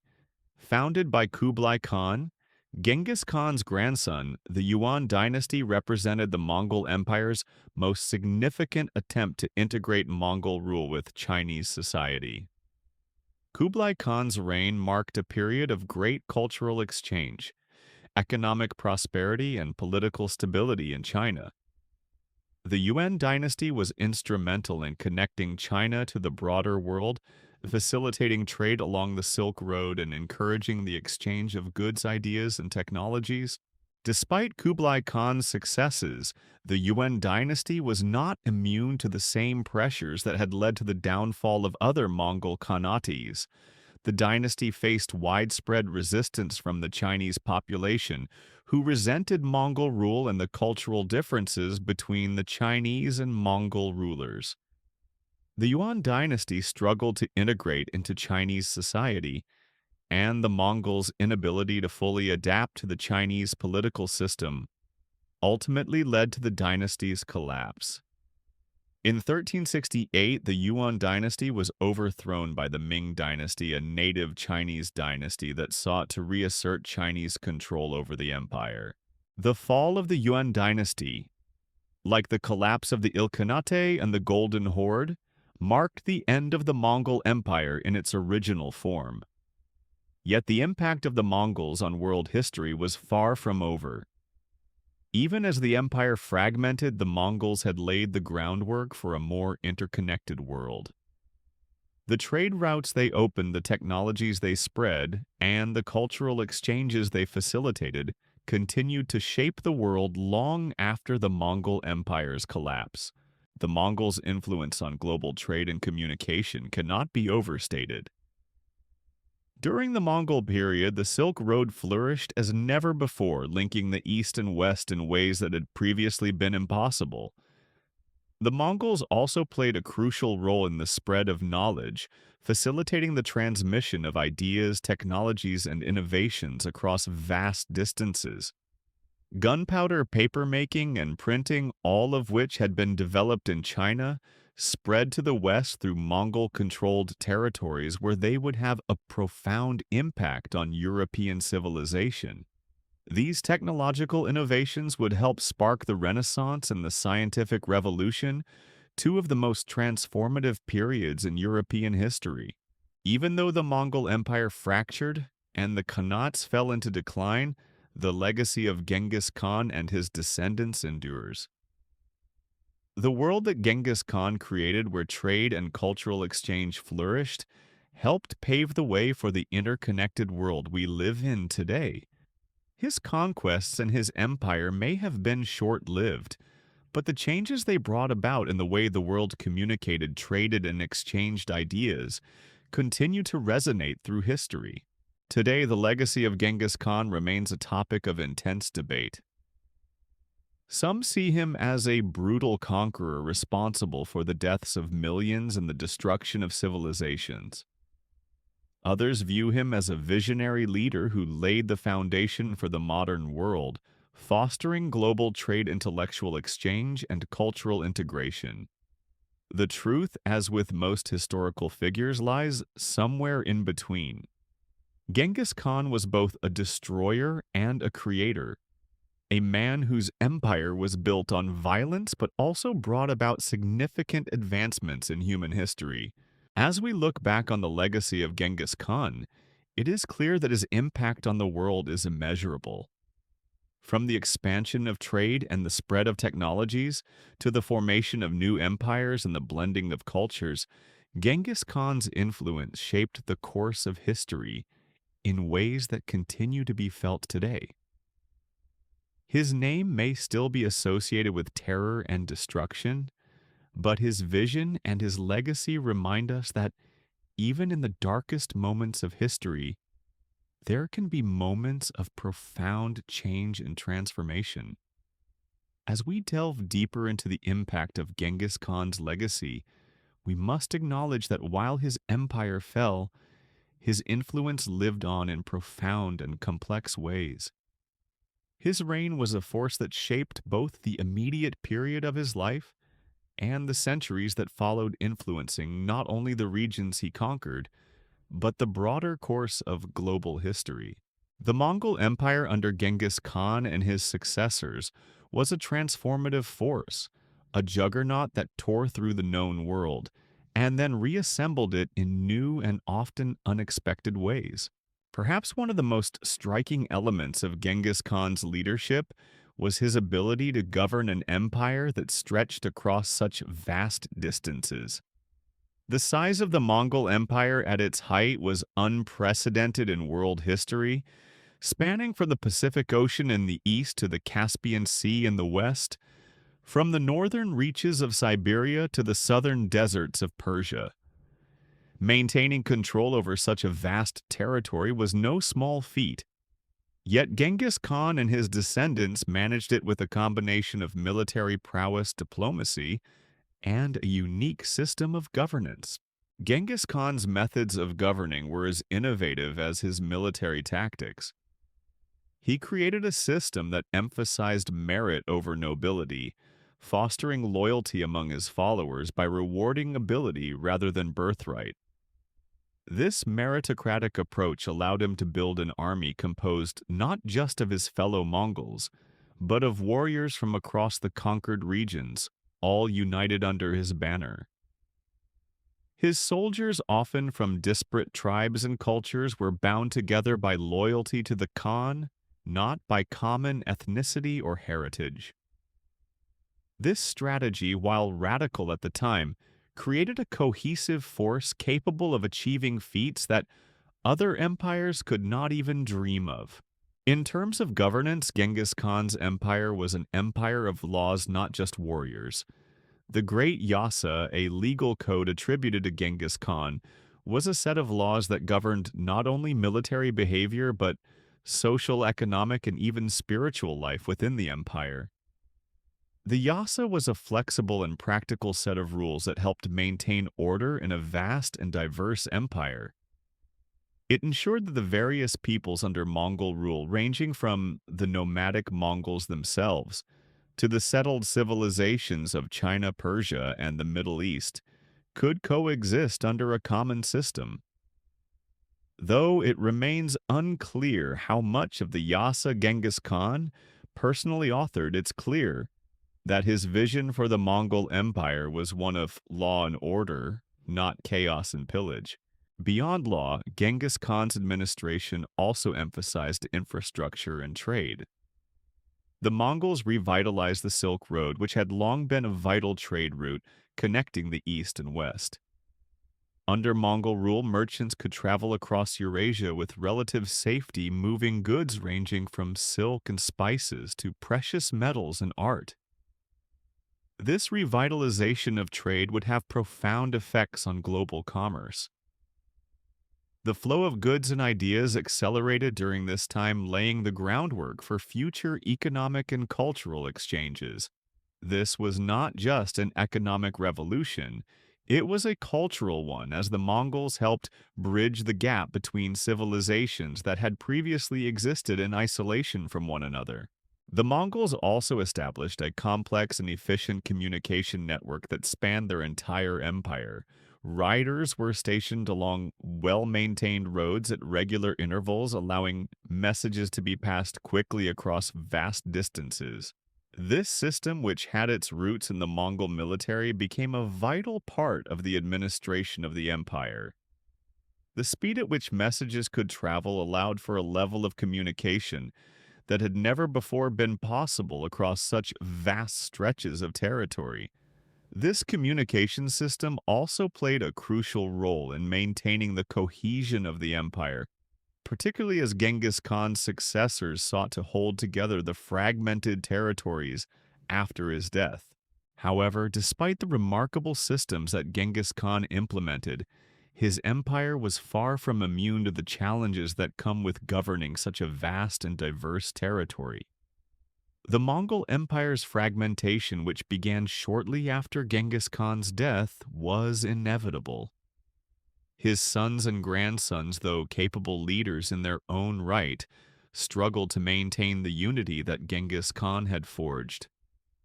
They were unable to replicate his singular vision, and the unity that had made the Mongol Empire so formidable began to unravel.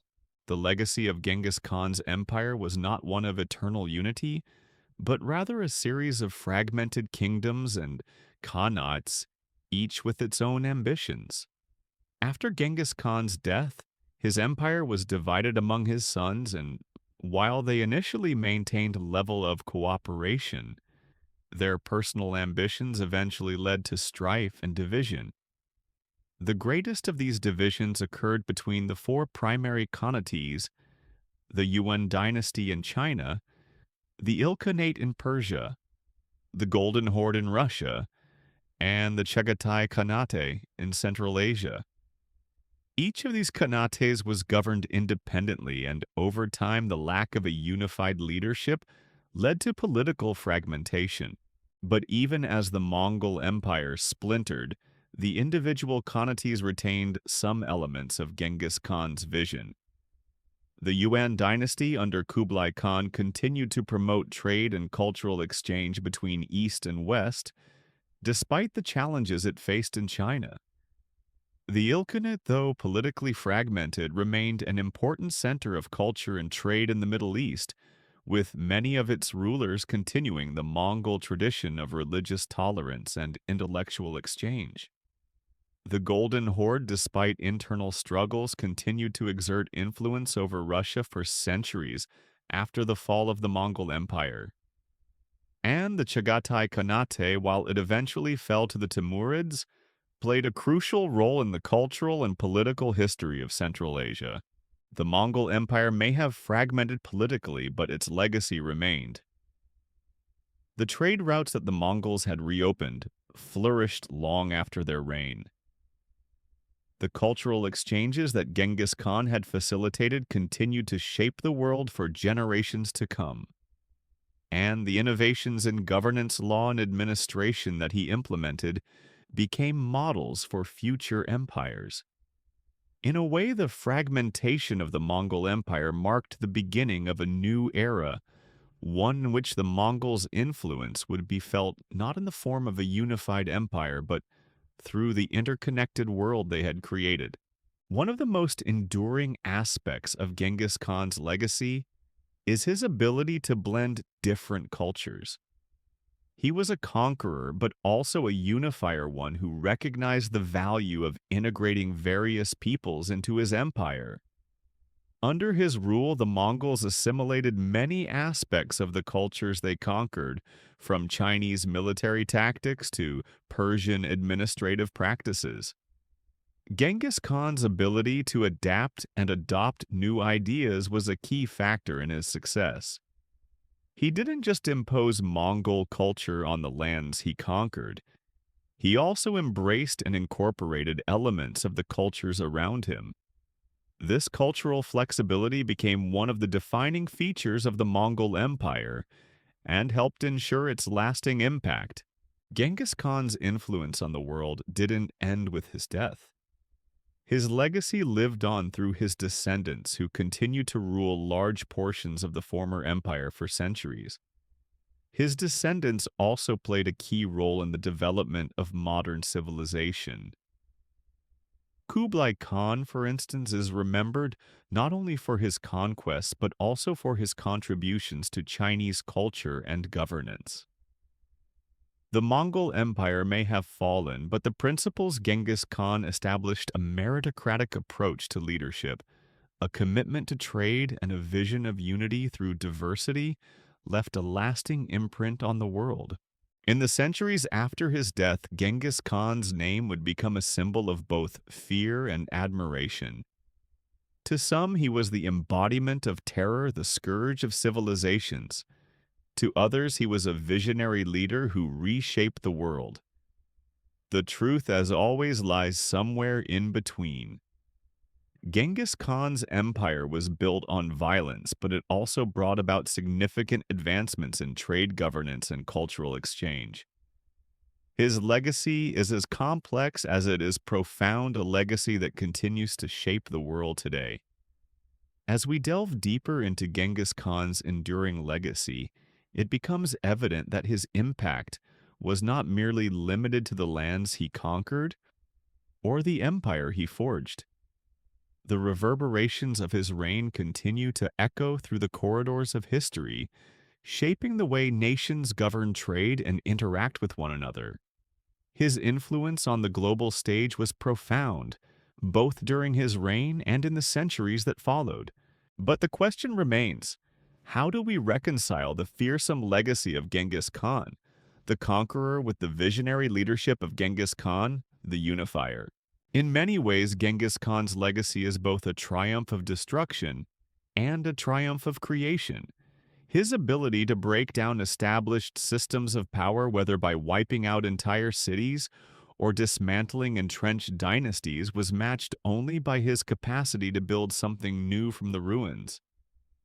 He was not just a conqueror of cities, he was a creator of an empire that brought together disparate peoples and cultures, forcing them to live and work together in ways that had never been seen before. This new world order, while imperfect and far from peaceful, laid the groundwork for an interconnected global society.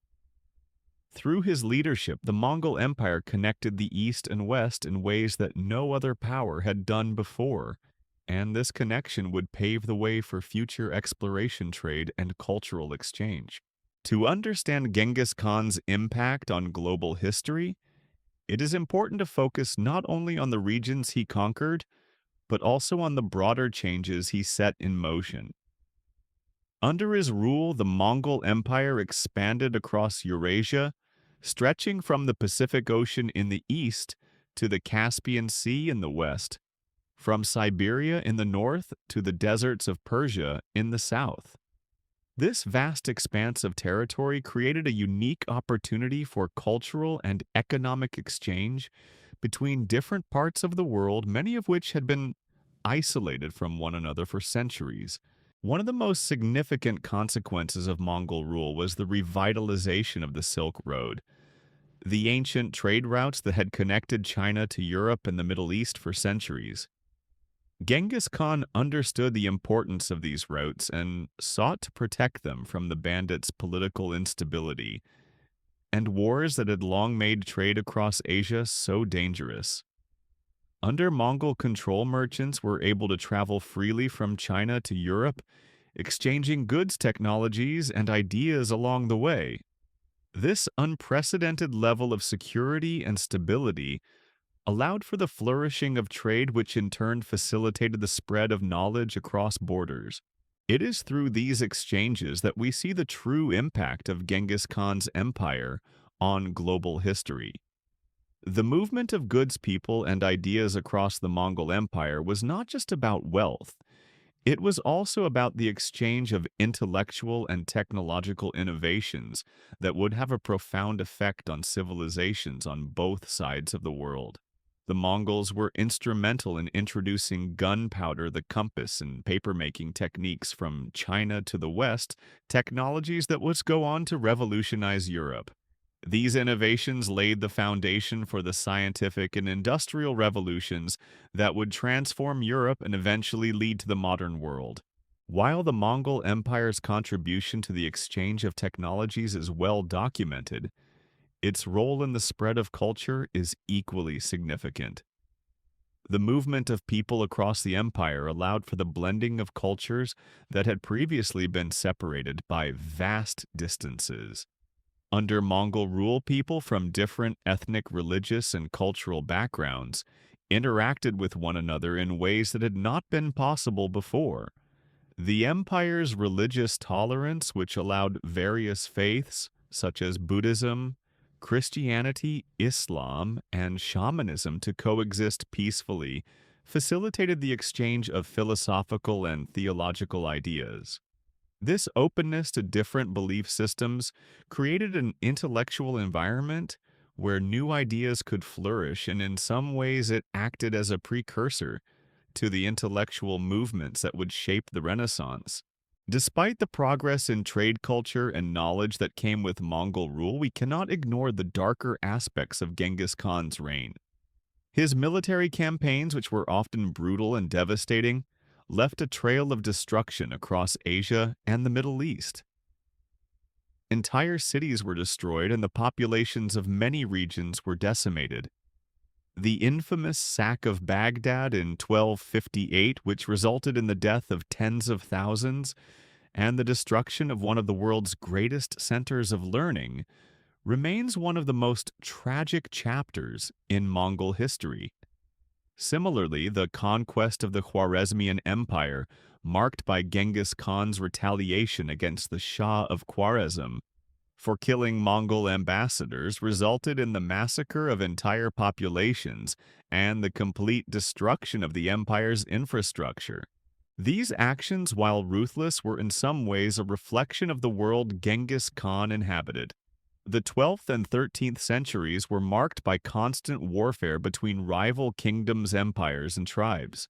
In this brutal world, Genghis Khan's ability to impose his will through terror and destruction was not entirely unusual. It was in many ways a product of his environment.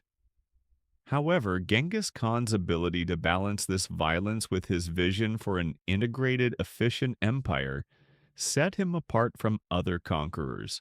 The paradox of Genghis Khan's reign, his ability to build something lasting from the ashes of his destructive campaigns, can be seen in the way his successors sought to manage the empire after his death. Genghis Khan's grandsons, particularly Kublai Khan, continued to build on his legacy, but with a greater focus on stability and governance.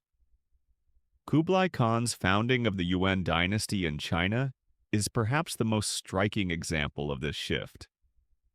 While Kublai, like his grandfather, was a conqueror, his reign was marked by a more concerted effort to integrate Mongol rule with Chinese traditions. He established a complex bureaucratic system, encouraged trade, and supported the arts, all while working to ensure that the Mongol legacy remained a dominant force in the region. Despite the initial successes of the Yuan dynasty, the challenges of governing such a vast and diverse empire eventually took their toll. By the 14th century, internal strife, external pressures, and the resentment of the Chinese population toward their Mongol rulers led to the collapse of the Yuan dynasty and the rise of the Ming dynasty. The fall of the Yuan dynasty, however, did not mark the end of the Mongol legacy. The Mongols' contributions to global trade, technological exchange, and the blending of cultures continued to influence the world long after the Yuan dynasty's demise. In the centuries following Genghis Khan's death, the Mongol Empire may have fragmented politically, but the world it helped to create continued to evolve.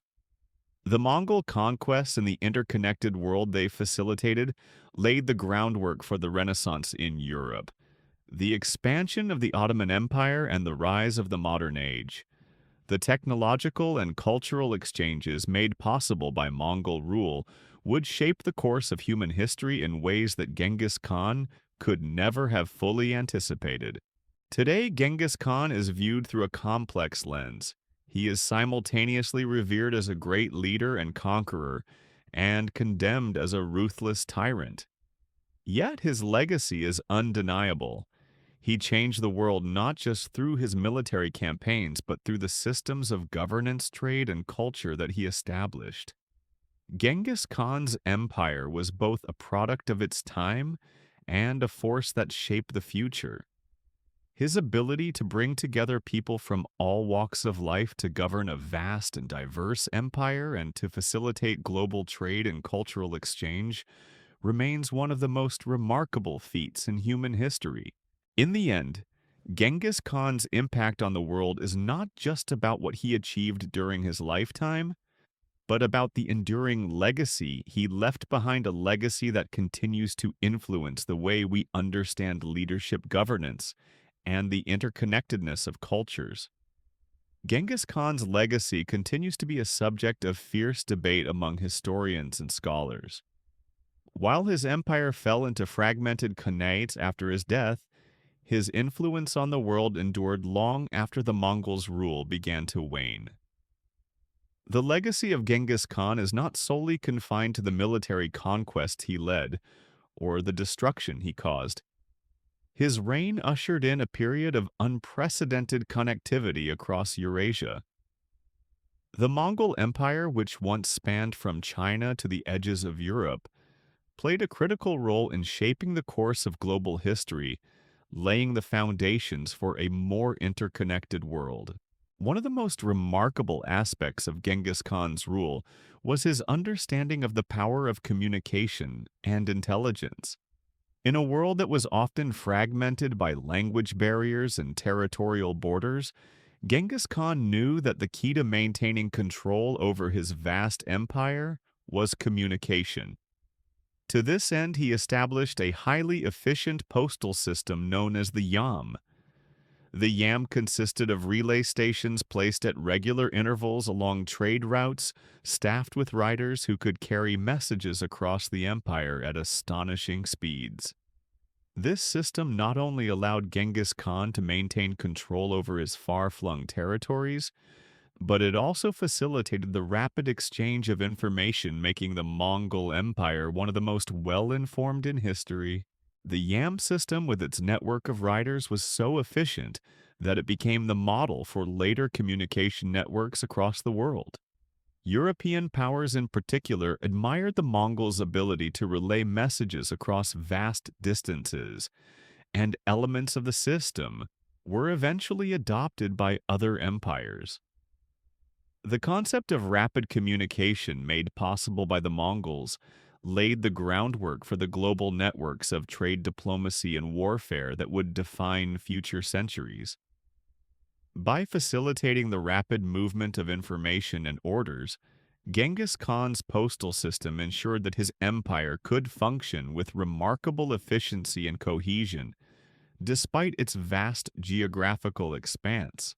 But Genghis Khan was not merely concerned with military efficiency and governance. He was also deeply invested in fostering trade and economic prosperity. His approach to commerce was revolutionary. In a world that was often torn apart by feuding states, Genghis Khan understood that trade was not just a means of generating wealth, it was the lifeblood of his empire. One of the most significant aspects of the Mongol Empire was its revitalization of the Silk Road, the ancient network of trade routes that connected the East and West.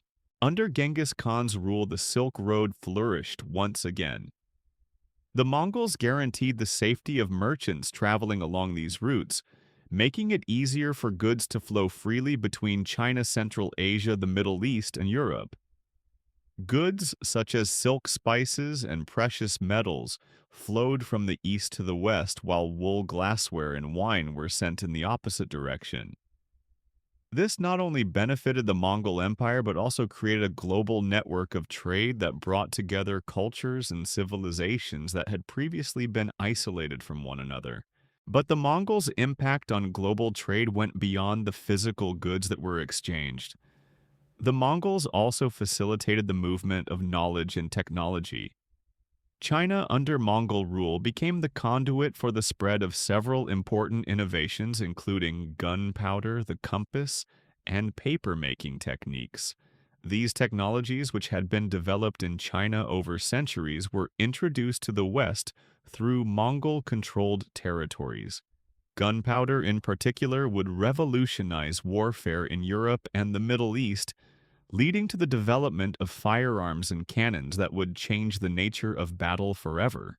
The Mongols' role in the spread of ideas and technologies cannot be overstated. They were responsible for connecting the East and West in ways that no other civilization had ever done before. The exchange of goods and knowledge that took place under Mongol rule laid the foundations for the Renaissance in Europe. The Renaissance, which saw a rebirth of art, science, and literature, was fueled in part by the influx of knowledge from the East. The Mongol Empire was a conduit for the exchange of intellectual ideas which would go on to shape the course of European history. Genghis Khan's approach to governance also had lasting effects on the way empires were structured. Unlike many of his contemporaries who ruled through hereditary monarchies and aristocracies, Genghis Khan built his empire on merit. His army, for example, was composed not of noble warriors, but of soldiers who were chosen based on their skills and loyalty. Genghis Khan's emphasis on meritocracy allowed talented individuals from all backgrounds to rise to positions of power within the Mongol Empire, regardless of their social status or family lineage. This approach created a highly effective and disciplined army that was capable of achieving remarkable feats of military conquest. The Mongol system of governance was also marked by its religious tolerance. Genghis Khan himself was a shamanist, but he was open to other religions, including Buddhism, Christianity, and Islam. He understood that religious tolerance was essential for maintaining the stability of his empire, especially given the diversity of beliefs among the peoples he ruled. The Mongol Empire was a melting pot of religions, and Genghis Khan's policy of religious freedom allowed for a level of coexistence that was rare for the time. This tolerance not only helped to maintain peace within the empire, but also facilitated the exchange of religious ideas between different cultures. Despite the remarkable achievements of Genghis Khan's reign, his legacy is not without controversy. His conquests were often brutal, and the human cost of his empire building was immense. The Mongols' invasions resulted in the deaths of millions of people, and entire cities were destroyed in the wake of their campaigns. The Mongols' use of terror and psychological warfare, while effective, left a trail of devastation that is still remembered today. The siege of Samarkand, for example, resulted in the massacre of hundreds of thousands of civilians, and the destruction of Baghdad in 1258 was a catastrophic event that marked the end of the Islamic Golden Age. Many historians argue that Genghis Khan's brutality was a product of the time in which he lived, a time when conquest and warfare were the norm. Others contend that his actions were not simply the result of necessity, but were driven by a desire for power and vengeance. It is clear that Genghis Khan was both a brilliant strategist and a ruthless conqueror, and his methods of warfare were often unyielding. Yet his ability to blend military genius with a vision for governance, trade, and cultural exchange set him apart from other rulers of his time. Ultimately, Genghis Khan's legacy is one that is both awe-inspiring and terrifying. His empire was one of the largest and most powerful in history, but it was also marked by violence, destruction, and loss.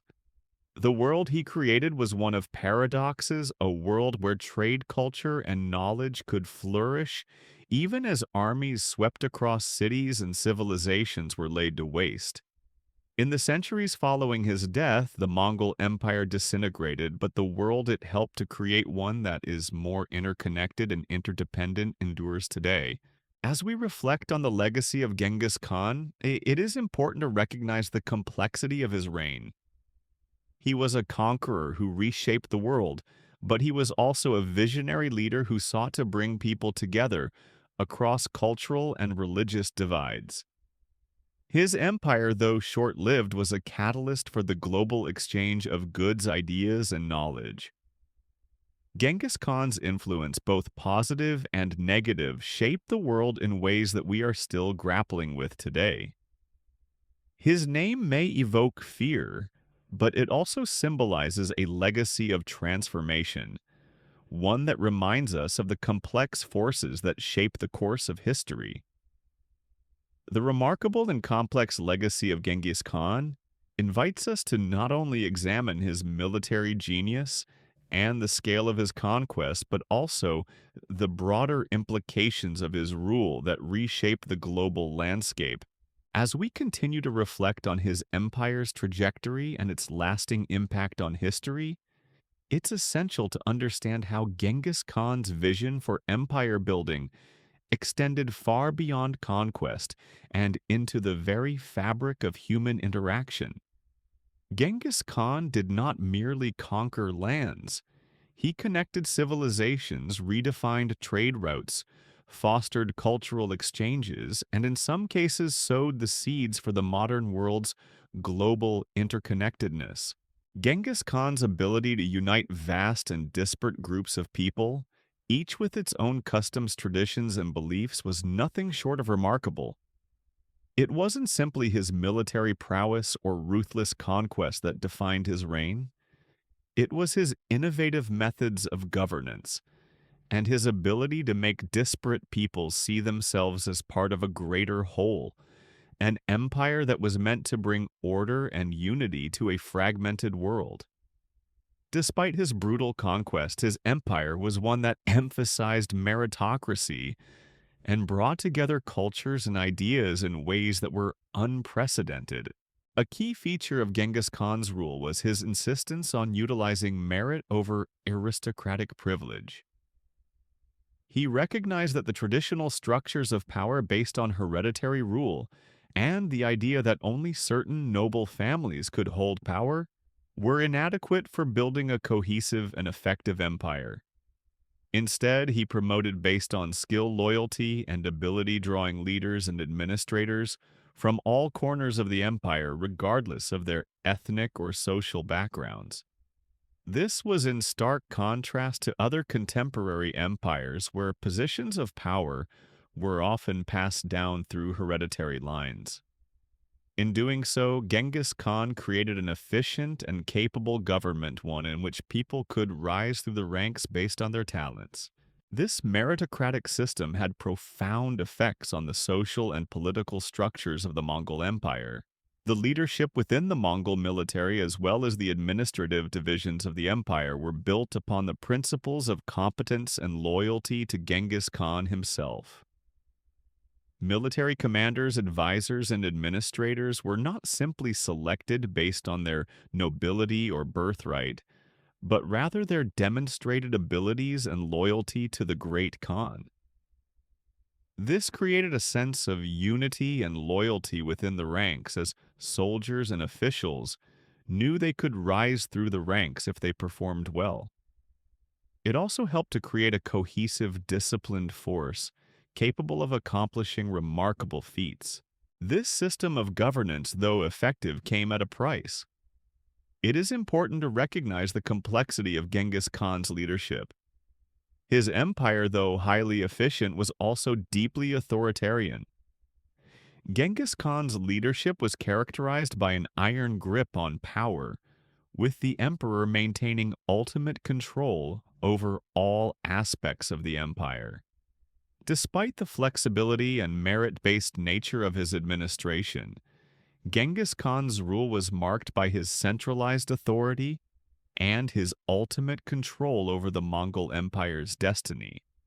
His ability to maintain this control even in the face of growing opposition and resistance was central to his success. However, Genghis Khan's authoritarian approach was not based on an arbitrary desire for power. It was rooted in his need to maintain unity in an empire that spanned vast distances, covered numerous cultures, and encompassed various peoples. Genghis Khan knew that the success of his empire depended on the loyalty of his subjects and the cooperation of the diverse groups within his territories. In many ways, Genghis Khan's rule represented a delicate balancing act, maintaining strict control while also allowing for local autonomy, cultural exchanges, and the free flow of goods and ideas. Another defining feature of Genghis Khan's empire was his commitment to religious tolerance. He was a shamanist by faith, but he understood the importance of respecting the beliefs of others. The Mongol Empire at its height was a melting pot of religions, including Buddhism, Islam, Christianity, and various other indigenous belief systems. Genghis Khan believed that the empire would be stronger if he did not impose a single religion upon his subjects. Instead, he allowed different faiths to coexist and encouraged religious leaders to come together to discuss their beliefs. This approach not only helped to maintain peace and stability in the empire, but also fostered a sense of intellectual and cultural exchange. In his role as a religious leader, Genghis Khan also recognized the importance of incorporating religious institutions into the broader governance of the empire. Although he did not personally embrace any particular faith, he understood the role that religion played in legitimizing political authority. By allowing religious leaders to have a seat at the table, he helped to maintain peace among the empire's various religious groups. This religious tolerance allowed the Mongol Empire to be more inclusive, accommodating the different customs and beliefs of the peoples they conquered, while simultaneously reinforcing Genghis Khan's power as the ultimate authority over all religious matters within the empire. The concept of religious tolerance under Genghis Khan was revolutionary for its time. In an era marked by religious wars and conflicts, Genghis Khan's approach provided a model for peaceful coexistence. This idea of tolerance and inclusion would later influence other empires and states, and the Mongol legacy of religious freedom would reverberate in the centuries that followed. As Genghis Khan's empire began to fracture after his death, his successors faced a new set of challenges. The political unity that Genghis Khan had forged was difficult to maintain, especially as his sons and grandsons fought for control over the empire. His sons, though capable leaders in their own right, lacked the unifying vision of their father, and the empire was eventually divided into several khanates, each ruled by different members of Genghis Khan's family.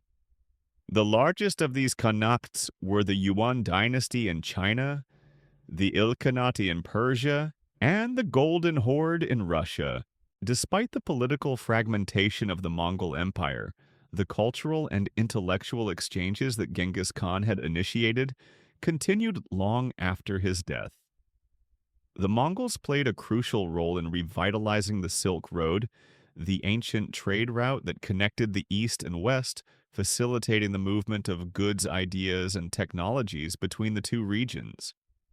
Under Mongol rule, the Silk Road flourished, allowing for the exchange of goods such as silk spices and precious metals, but also facilitating the spread of knowledge such as advancements in astronomy, medicine, and engineering. The Mongol Empire served as a conduit for the exchange of these ideas, and its influence was felt throughout the world. This exchange of ideas was not limited to trade and technology. The Mongol Empire also facilitated the spread of religious ideas and practices. For example, the Mongols played a significant role in the spread of Islam to Central Asia and parts of Eastern Europe. They also helped to facilitate the spread of Buddhism in China and Tibet. Through their religious tolerance and their active support for different belief systems, the Mongols helped create an environment where religious ideas could be exchanged and adapted across cultural boundaries. Even though Genghis Khan's empire eventually fell, the interconnected world it created continued to influence global history. The trade routes established under Mongol rule remained vital arteries of communication and commerce, and the cultural exchanges that took place during this time helped to shape the intellectual and scientific developments of the Renaissance.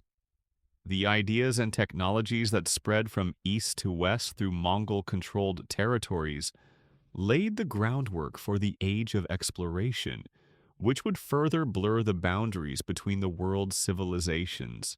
Genghis Khan's empire may have fractured politically, but the world he created one in which ideas, goods, and cultures flowed freely across vast distances would continue to shape the course of history.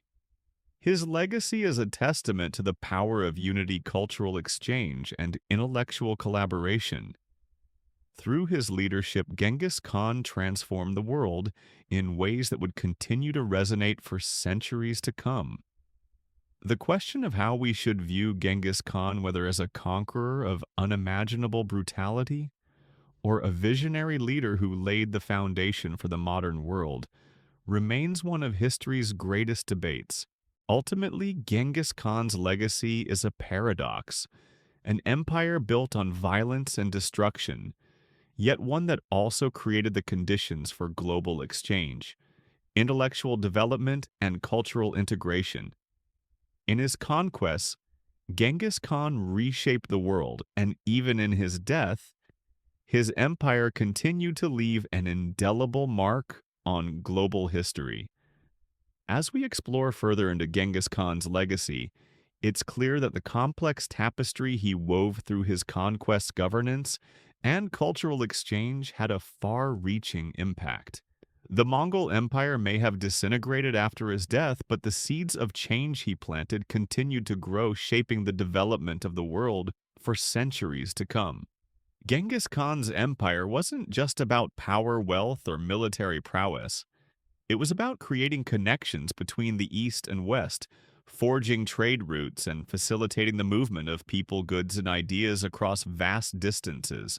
However, as we explore the impact of the Mongol Empire, we must also acknowledge the considerable challenges it faced in the aftermath of Genghis Khan's death. His death in 1227 set off a chain of events that led to the eventual fragmentation of the empire he had built.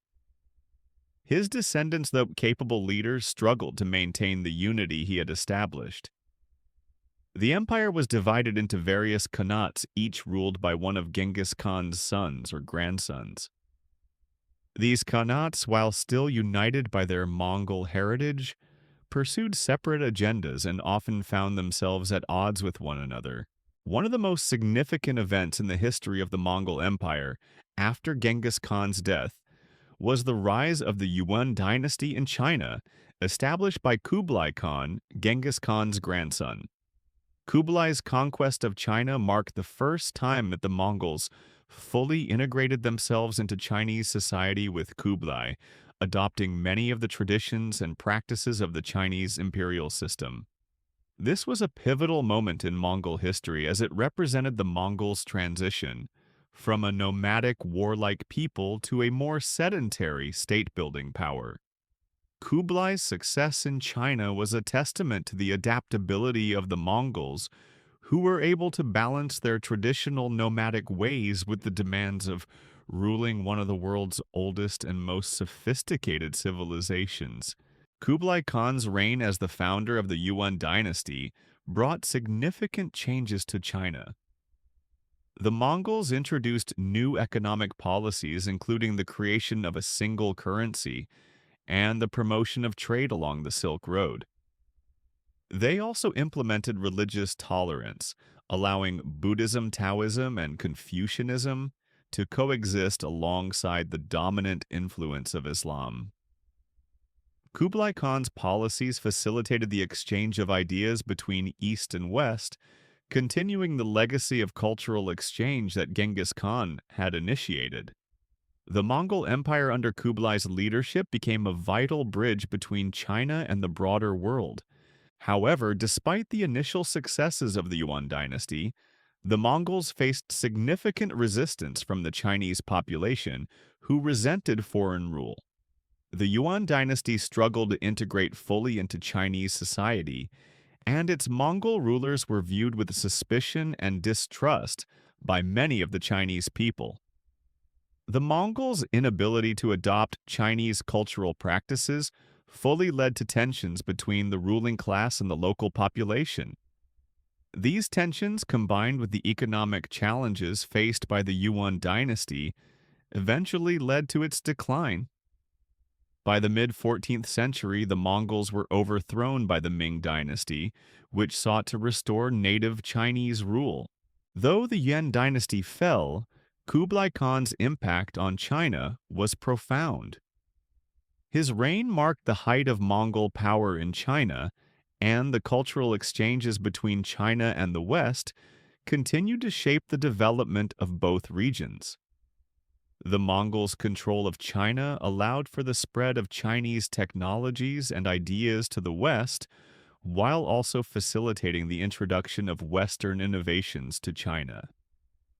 This exchange of knowledge and technology, much of it spurred by the Mongol Empire's efforts to connect distant lands, would continue to influence the world long after the Mongols had faded from power.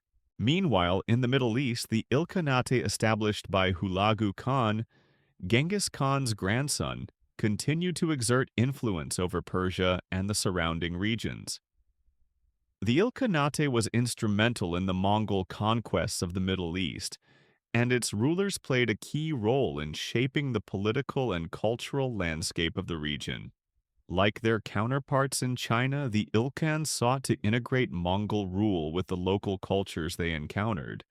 The Ilkhans promoted trade, intellectual exchange, and religious tolerance, much like the Yuan dynasty in China. However, the Ilkhanate's rule was also marked by internal divisions and external threats. After Hulagu's death, the Ilkhanate faced a series of succession struggles, and its political cohesion began to unravel. The empire faced challenges from rival powers, including the Mamluks in Egypt, and internal strife weakened its grip on power. Despite these challenges, the Ilkhanate continued to be a major force in the Middle East, influencing the region's political, economic, and cultural development.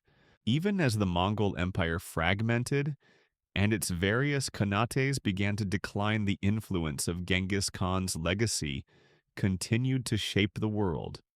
The Mongols had opened up trade routes between the East and West, facilitating the flow of goods, ideas, and knowledge across vast distances. They had also promoted religious tolerance and intellectual exchange, creating a world where different cultures and belief systems could coexist and learn from one another. The cultural exchange that took place under Mongol rule helped to lay the groundwork for the Renaissance in Europe, the spread of Islamic knowledge, and the development of global trade networks that would define the modern era. The Mongols also helped to shape the political landscape of Asia, the Middle East, and Europe. Their influence extended beyond their military conquests as they introduced new systems of governance, law, and administration. The Mongols' emphasis on merit-based rule and their promotion of skilled individuals from diverse backgrounds helped to create more inclusive and effective governance structures in the regions they controlled. The legacy of Genghis Khan's governance, particularly his focus on meritocracy and religious tolerance, would influence future empires and political systems in ways that are still felt today. While the political unity of the Mongol Empire ultimately dissolved, Genghis Khan's vision for a more interconnected world persisted. The networks of trade, culture, and knowledge that the Mongols helped to establish continued to shape global history long after their empire fractured. The Mongols had succeeded in creating a world that was more interconnected and interdependent than ever before, and this legacy of global exchange and connectivity would continue to influence the course of human history. As we look back on the legacy of Genghis Khan, we see a figure who is both a ruthless conqueror and a visionary leader. His empire may have been built on violence and conquest, but it also laid the foundations for a more interconnected and globalized world. The cultural, intellectual, and economic exchanges facilitated by the Mongol Empire helped to shape the modern world in ways that no other empire had done before. Genghis Khan's legacy, though marked by both destruction and creation, is one that continues to reverberate throughout history, reminding us of the complex forces that shape the world we live in today. As we explore the monumental effects of Genghis Khan's rule, it becomes increasingly clear that his influence went far beyond the physical borders of his empire. Though his empire fractured after his death, the pathways he carved between cultures, regions, and trade routes set the stage for a new world order, one where the East and West could engage, exchange, and innovate as never before. The Mongol Empire under Genghis Khan was a powerful force that shifted the course of global history, blending cultures, fostering trade, and making possible an exchange of ideas that laid the foundation for the modern world. Genghis Khan's vision was far from a simple pursuit of conquest. His ultimate goal was unity. This overarching ambition was central to his approach to governance. His empire was not just an aggregation of defeated lands, it was an unprecedented experiment in how vast, disparate cultures could be woven together into a single functioning entity. The Mongols were one of the few empires in history to incorporate such a wide range of peoples, from the nomadic tribes of Central Asia to the sophisticated urban cultures of China, Persia, and Russia. Genghis Khan was keenly aware of the importance of forging connections between these diverse peoples, not only to maintain control over the empire, but to ensure its prosperity and longevity. His methods of governance were revolutionary in many respects. While many of his predecessors and contemporaries ruled through force and divine right, Genghis Khan placed a strong emphasis on meritocracy and pragmatic leadership. The Mongol Empire was built on the foundation of merit and loyalty rather than noble bloodlines. It's worth noting that many of Genghis Khan's most trusted generals and administrators were not Mongols at all, but individuals from the conquered peoples. This was a radical departure from the more traditional dynasties of the time where aristocracy and heritage played the key role in determining one's station. Merit-based governance was evident not only in his military campaigns but also in his broader approach to managing the empire. As the Mongols conquered vast territories, they needed to govern people from different cultures and religions. Instead of imposing Mongol customs or forcing conversions, Genghis Khan allowed for religious tolerance, recognizing that the ability to coexist peacefully would be key to the empire's success. In doing so, the Mongol Empire became one of the first truly multicultural empires in history.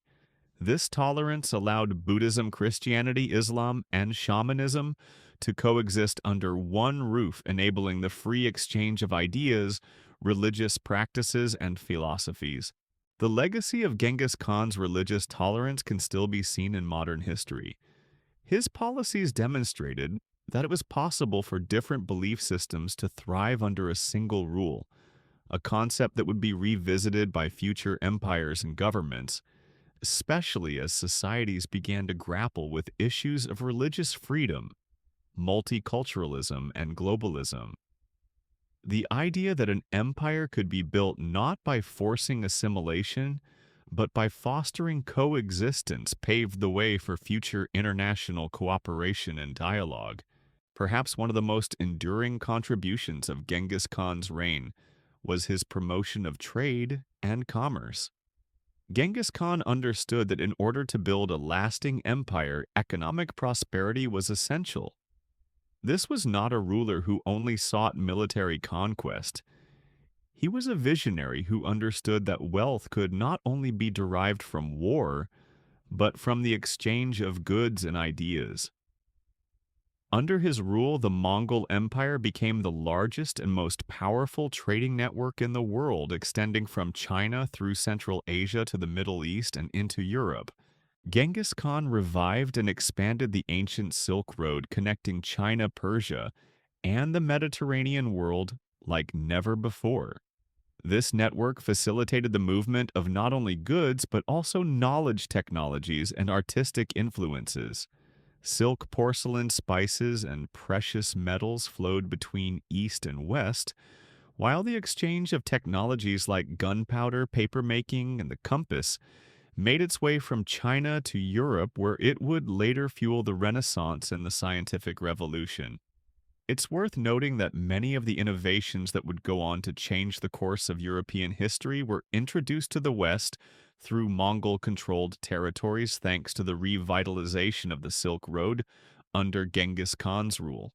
The Mongols' promotion of trade extended beyond mere goods and technologies. They facilitated the exchange of ideas in ways that would have a lasting impact on the intellectual landscape of both the East and the West. Scholars, artists, and travelers were able to move freely across the empire, sharing knowledge and engaging in dialogue. It was during this period that European travelers, such as the famous Venetian merchant Marco Polo, made their way to the courts of the Mongols. Polo's accounts of his travels and the vast amount of knowledge he gathered about the Mongol Empire and the Far East had a profound impact on European thought, helping to shape Western perceptions of the East, and further fueling the quest for exploration and expansion in the following centuries. However, as the empire began to fragment after Genghis Khan's death, so too did the cohesion of the Silk Road. The individual Khanate, though still united by their Mongol heritage, began to pursue independent interests, and the once unified trade network gradually fractured. Despite this, the impact of the Mongol-controlled Silk Road was immeasurable. The empire may have split into different regions, but the exchange of goods and ideas continued shaping the development of the modern world in ways that were, at the time, unimaginable. One of the most significant consequences of the fragmentation of the Mongol Empire was the emergence of the Timurid Empire, founded by the legendary military leader Timur Tamerlane. Timur, a descendant of Genghis Khan, through his father's side sought to revive the Mongol Empire's glory by expanding his own empire in Central Asia and the Middle East. Timur's conquests were marked by the same level of brutality and military innovation that defined Genghis Khan's rule. However, unlike Genghis Khan, who sought to create a unified and stable empire, Timur's empire was more focused on conquest and the establishment of a personal dynasty. His empire, though powerful, was short-lived, and it eventually fragmented after his death. While Timur's empire did not last, it played an important role in preserving the legacy of the Mongol Empire. The Timurid Empire helped to sustain the economic and cultural exchanges between the East and West, continuing the Mongol tradition of fostering intellectual and artistic growth. It was during the Timurid period that the city of Samarkand became a major cultural center, attracting scholars, artists, and architects from across the empire. The architectural splendor of Samarkand, with its grand mosques, madrasas, and mausoleums, stands as a testament to the enduring legacy of the Mongols and their successors. The Timurid Empire also laid the groundwork for the rise of the Mughal Empire in India, one of the most powerful and influential empires in South Asia. The Mughal Empire, founded by Babur in the early 16th century, was directly inspired by the Mongol Empire. Babur, a descendant of both Timur and Genghis Khan, sought to recreate the Mongol Empire's glory by establishing a new dynasty in India. The Mughal Empire would go on to shape the history of India for centuries, leaving a lasting imprint on its culture, architecture, and governance. Even as the Mongol Empire fractured the principles, Genghis Khan established religious tolerance, merit-based rule, and the promotion of trade continued to influence the development of future empires. The cultural exchange, the economic prosperity, and the political systems that emerged under Mongol rule laid the foundation for the modern world. Genghis Khan's empire may have fallen, but the networks of trade knowledge and governance it created continued to shape global history for centuries after his death. In the end, Genghis Khan's legacy is one of both creation and destruction, of expansion and fragmentation, but most of all of transformation. He was a conqueror who reshaped the world, but he was also a visionary leader who laid the groundwork for the interconnected, globalized world that we live in today. His empire may have fallen, but his impact is still felt across the globe through the technologies he helped to spread, the cultures he brought together, and the systems of governance and trade that he established. Genghis Khan's legacy is one that spans centuries and continents, and as we explore the long-term consequences of his empire, it's impossible to ignore the profound and enduring changes that resulted from his reign. From the time of his rise to power in the early 13th century, the Mongol Empire had a transformative effect on both the physical world and the intellectual landscape. What began as a band of nomadic horsemen led by a single visionary conqueror evolved into one of the most powerful and far-reaching empires the world had ever known. In examining Genghis Khan's impact on the world, we must not only consider the political and military strategies he employed, but also the cultural and intellectual exchanges that he facilitated. The Mongol Empire was unique in its ability to bring together peoples from different civilizations, ranging from the nomadic cultures of Central Asia to the sophisticated urban centers of China, Persia, and the Middle East. Through the expansion of the empire, Genghis Khan's influence stretched over vast regions, creating a world where trade, culture, and knowledge could flow freely between East and West. One of the most enduring elements of Genghis Khan's legacy was his role in the revitalization of the Silk Road. This ancient network of trade routes, which had connected China with the Mediterranean world for centuries, had fallen into decline due to constant warfare, political instability, and the rise of local powers. However, under Genghis Khan's rule, the Mongols restored security and stability to the region, allowing merchants, diplomats, and travelers to move freely across Eurasia. This revitalization of the Silk Road had profound implications for the development of global trade and cultural exchange. The Mongols, through their conquest of China, Persia, and Central Asia, re-established the vital trade routes that had been vital to the flow of goods such as silk spices, precious metals, and textiles. The safety provided by the Mongol Empire allowed for the flourishing of international commerce, which in turn spurred the economic development of both the East and the West. But the significance of this trade network went far beyond material goods. It also facilitated the exchange of ideas, technologies, and artistic influences that would go on to shape the course of world history. The Mongols played a key role in the transmission of knowledge across Eurasia, particularly in the fields of science, technology, and medicine. One of the most important contributions was the spread of gunpowder, which had been invented in China. The Mongols, through their conquests, introduced this powerful technology to the Middle East and Europe, where it would eventually revolutionize warfare. Similarly, the Mongols helped to spread the use of the compass, which had been developed by Chinese navigators and which would later prove essential for European exploration in the Age of Discovery. Another significant cultural exchange facilitated by the Mongol Empire was the transmission of papermaking technology. Paper, which had been invented in China, was introduced to the Islamic world by the Mongols, and from there it spread to Europe. The ability to produce paper cheaply and efficiently revolutionized the spread of information, and the invention of the printing press in Europe would not have been possible without the widespread availability of paper. The cultural and intellectual developments that followed the spread of papermaking helped to pave the way for the Renaissance and the scientific revolution. The impact of these exchanges wasn't limited to technology alone. The Mongol Empire, through its policies of religious tolerance, encouraged the sharing of religious and philosophical ideas. In a world where religious conflict was often the norm, the Mongols allowed different religious traditions to coexist peacefully within their empire.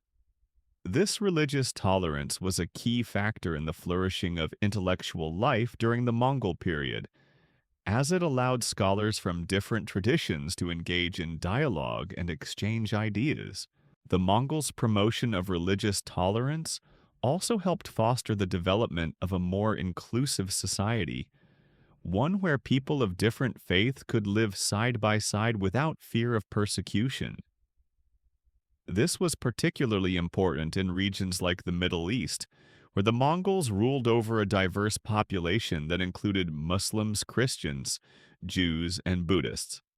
The Mongol approach to religious tolerance allowed for the exchange of ideas and practices, and it contributed to the development of a more cosmopolitan and interconnected world. However, it is also important to recognize the darker side of Genghis Khan's reign. While his empire facilitated trade and cultural exchange, it was also built on violence and conquest. Genghis Khan's campaigns were often marked by extreme brutality, and entire cities were destroyed in the wake of his conquests. The siege of Samarkand, for example, resulted in the deaths of hundreds of thousands of civilians, and the destruction of Baghdad in 1258 was a catastrophic event that left a lasting mark on the Islamic world. Genghis Khan's use of terror and psychological warfare, while effective, left a trail of devastation that is still remembered today. The human cost of Genghis Khan's empire is often overshadowed by his military successes and the achievements of his successors. Yet it is important to acknowledge that the Mongol Empire was built on the blood of millions. The widespread massacres and the destruction of entire civilizations were a defining feature of Genghis Khan's reign. While these actions were often justified by Genghis Khan as necessary for the survival of his empire, the toll they took on the populations they affected cannot be ignored. Despite the brutal methods employed by Genghis Khan, it is also clear that his empire had a profound and lasting impact on the world. The Mongol Empire connected the East and West in ways that had never been seen before. The cultural, intellectual, and economic exchanges that took place under Mongol rule helped lay the groundwork for the modern world. Genghis Khan's ability to unite such a vast and diverse empire despite the challenges he faced is a testament to his vision and leadership. In examining the legacy of Genghis Khan, we are reminded of the complex nature of history itself. Genghis Khan was a conqueror, but he was also a visionary. His empire may have been built on violence and destruction, but it also brought about significant advancements in trade technology and cultural exchange. The world he created was one of paradoxes, a world where the forces of destruction and creation were intertwined, where fear and admiration coexisted in equal measure. As we look back on the impact of Genghis Khan's reign, it is clear that his legacy continues to shape the world today. The trade routes he revitalized, the technologies he spread, and the cultural exchanges he facilitated all contributed to the creation of a more interconnected world. His empire may have fallen, but the principles of unity trade and cultural exchange that he championed continue to influence the way we live, work, and interact with one another. Genghis Khan's legacy is one of both destruction and creation, of conquest and cooperation, and it remains a powerful force in the shaping of global history. As we continue to examine the lasting legacy of Genghis Khan, it's important to consider how his reign and the empire he built continue to shape the world today, even though his empire no longer exists. One of the most remarkable aspects of Genghis Khan's legacy is his profound impact on the geopolitical landscape of Eurasia. Genghis Khan's empire stretched across vast distances, bringing together a diverse array of people, cultures, and religions.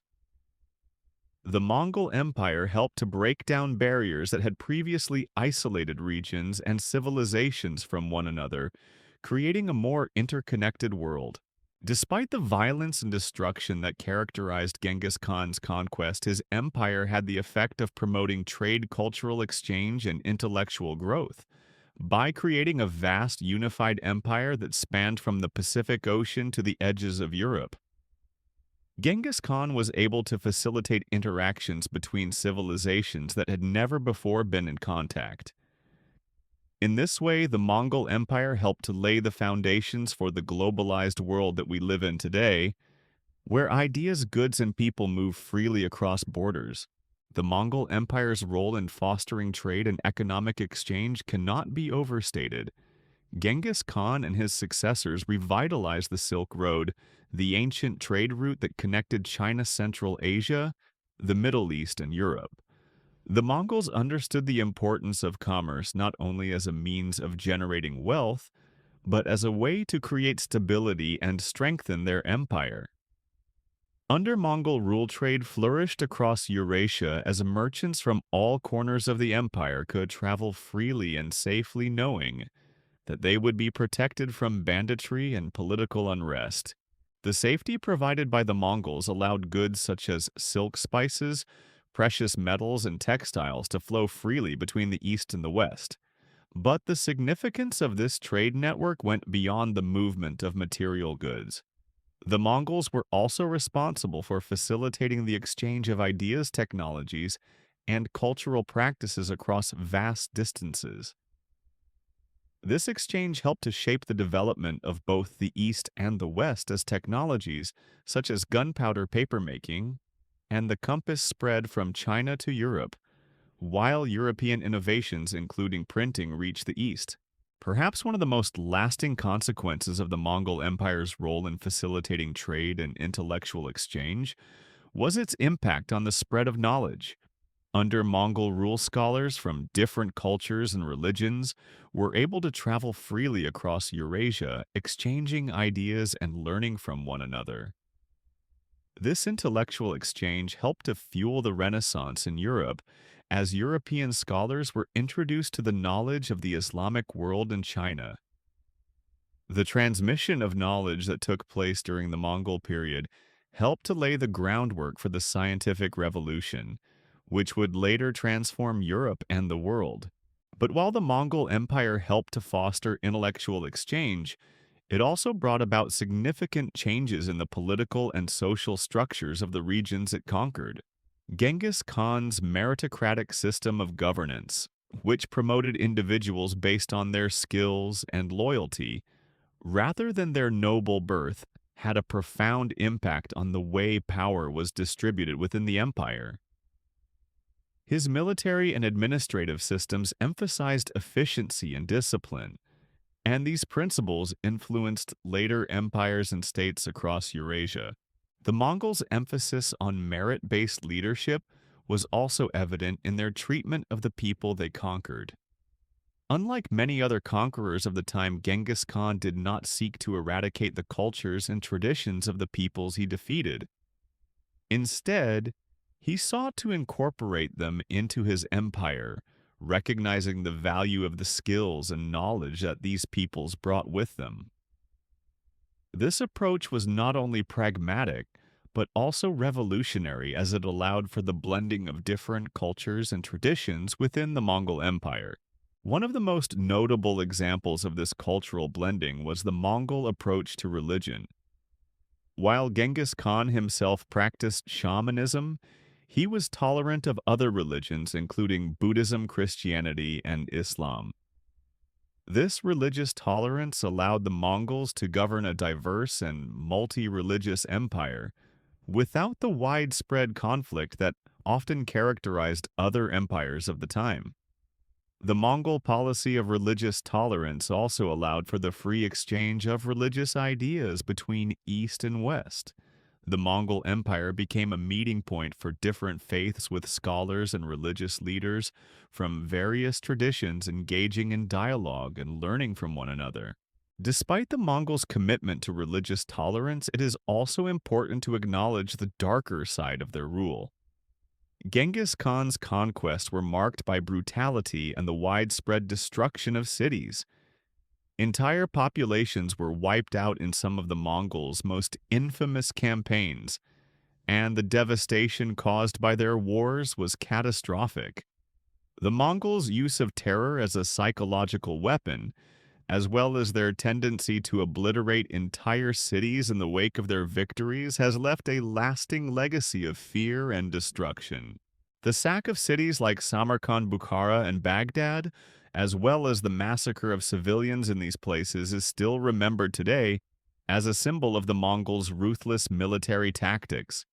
These actions, while part of Genghis Khan's larger strategy to instill fear and secure his empire, resulted in the deaths of millions of people. The scale of destruction that Genghis Khan and his successors brought to the lands they conquered is one of the most enduring aspects of their legacy. Nevertheless, the legacy of Genghis Khan's empire is not solely defined by its violence. His ability to bring together such a vast and diverse empire to create a system of governance based on merit and religious tolerance, and to foster trade communication and intellectual exchange is equally important. Despite the destruction wrought by his campaigns, the world he created was one of greater interconnectedness and cooperation than had existed before. The Mongol Empire served as a bridge between the East and the West, facilitating the flow of goods, ideas, and people in ways that helped to shape the world for centuries to come.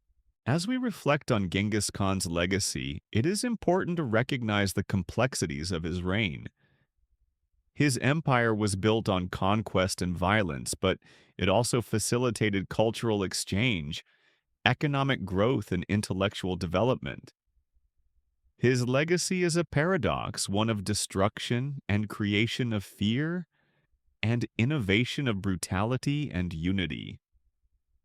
The world he created was not perfect, but it was undeniably transformative. In the centuries following his death, the Mongol Empire fragmented, but the principles that Genghis Khan established meritocracy, religious tolerance, and the promotion of trade and communication continue to influence the course of world history. The Mongol Empire's contributions to global trade intellectual exchange and the development of political and social systems helped to shape the modern world. Genghis Khan's influence can still be seen today in the interconnectedness of our global society, in the intellectual traditions that have been passed down through generations, and in the legacy of trade and cultural exchange that continues to define the world we live in. As we look to the future, Genghis Khan's legacy serves as a reminder of the power of unity, the importance of trade and communication, and the potential for cultures to coexist and learn from one another. His empire may have fallen, but the world he helped to create endures, and his vision of a connected, interdependent world continues to shape our global reality. As we delve deeper into the impact of Genghis Khan and his empire, it becomes evident that while his reign was marked by conquest and destruction, his influence extended far beyond the battlefield. The empire he built laid the groundwork for the global exchange of goods, ideas, and technologies, creating connections between distant civilizations that had never been linked before. Genghis Khan's legacy is both multifaceted and paradoxical. His brutality in warfare and his ability to impose fear were matched by his unprecedented vision for global connectivity and governance. In understanding his enduring legacy, we must examine not just the structure of his empire, but the lasting global repercussions that continue to shape the world we know today. The Mongol Empire, while short-lived in its unified form, had far-reaching consequences that extended beyond its fall. Genghis Khan's empire was one of the largest empires in history, stretching across Asia, the Middle East, and parts of Europe, with trade and communication networks that linked these distant regions. Despite its eventual fragmentation, the connections forged by the Mongols created a world that was in many ways more interconnected than it had ever been before. The Silk Road, which had been long neglected, was revitalized, and the movement of people, goods, and ideas flourished in a way that helped shape future centuries. One of the key contributions of the Mongol Empire was the revitalization of the Silk Road. For centuries, the Silk Road had served as the primary trade route linking China with the Mediterranean, but it had fallen into disrepair due to the political instability in the region. Under Genghis Khan and his successors, the Mongols restored order to the trade routes, allowing merchants, travelers, and diplomats to move freely across Eurasia. This safety and stability led to a flourishing of trade with goods such as silk, spices, textiles, and precious metals, flowing from east to west and vice versa. The importance of the Silk Road in facilitating the exchange of goods cannot be overstated, but it was not just the movement of material goods that was significant. It was also the exchange of ideas and technologies. One of the most significant technological transfers during this period was the introduction of Chinese innovations to the West. Gunpowder, for example, was developed in China, and through Mongol-controlled regions it spread westward, fundamentally changing the nature of warfare in Europe. Similarly, paper-making techniques which had been invented in China were transmitted to the West, helping to fuel the development of printing technologies in Europe and contributing to the spread of literacy and knowledge. Beyond technologies, the Mongol Empire also played a key role in the exchange of knowledge between civilizations. Scholars from the East and West interacted in ways that had never been possible before. And this intellectual exchange led to significant advancements in fields such as astronomy, medicine, and mathematics. The Mongol Empire facilitated the spread of Islamic scholarship, which had preserved and expanded upon Greek and Roman knowledge to both the East and the West. In turn, the knowledge that spread from China to the Islamic world also enriched European learning. This intellectual transfer helped lay the foundations for the Renaissance, a period of cultural and intellectual rebirth that would reshape Europe. However, while the Mongol Empire's contributions to the exchange of knowledge and technology were immense, the impact of Genghis Khan's leadership extended beyond his empire's trade routes and intellectual exchange. One of the most enduring aspects of his reign was his ability to create an administrative system that, although often brutal in its enforcement, was highly efficient. Genghis Khan established a meritocratic system of governance that placed value on talent and loyalty rather than noble birth. This system allowed people from different cultures and backgrounds to rise to positions of power based on their skills, and it fostered a sense of loyalty and unity among his followers. This merit-based approach to governance was revolutionary for its time, and it had lasting consequences for the empires that followed. Genghis Khan's emphasis on efficiency and meritocracy laid the groundwork for more modern systems of governance, where individuals could rise to power based on their abilities rather than their social status. The administrative systems that the Mongols developed were not based on the hereditary aristocracy that dominated many other empires, but were rooted in the idea of functional, efficient leadership. These principles, while initially applied to a nomadic militaristic empire, would go on to influence more complex and sophisticated systems of governance in later centuries. Another aspect of Genghis Khan's governance that continues to resonate in the modern world was his use of psychological warfare.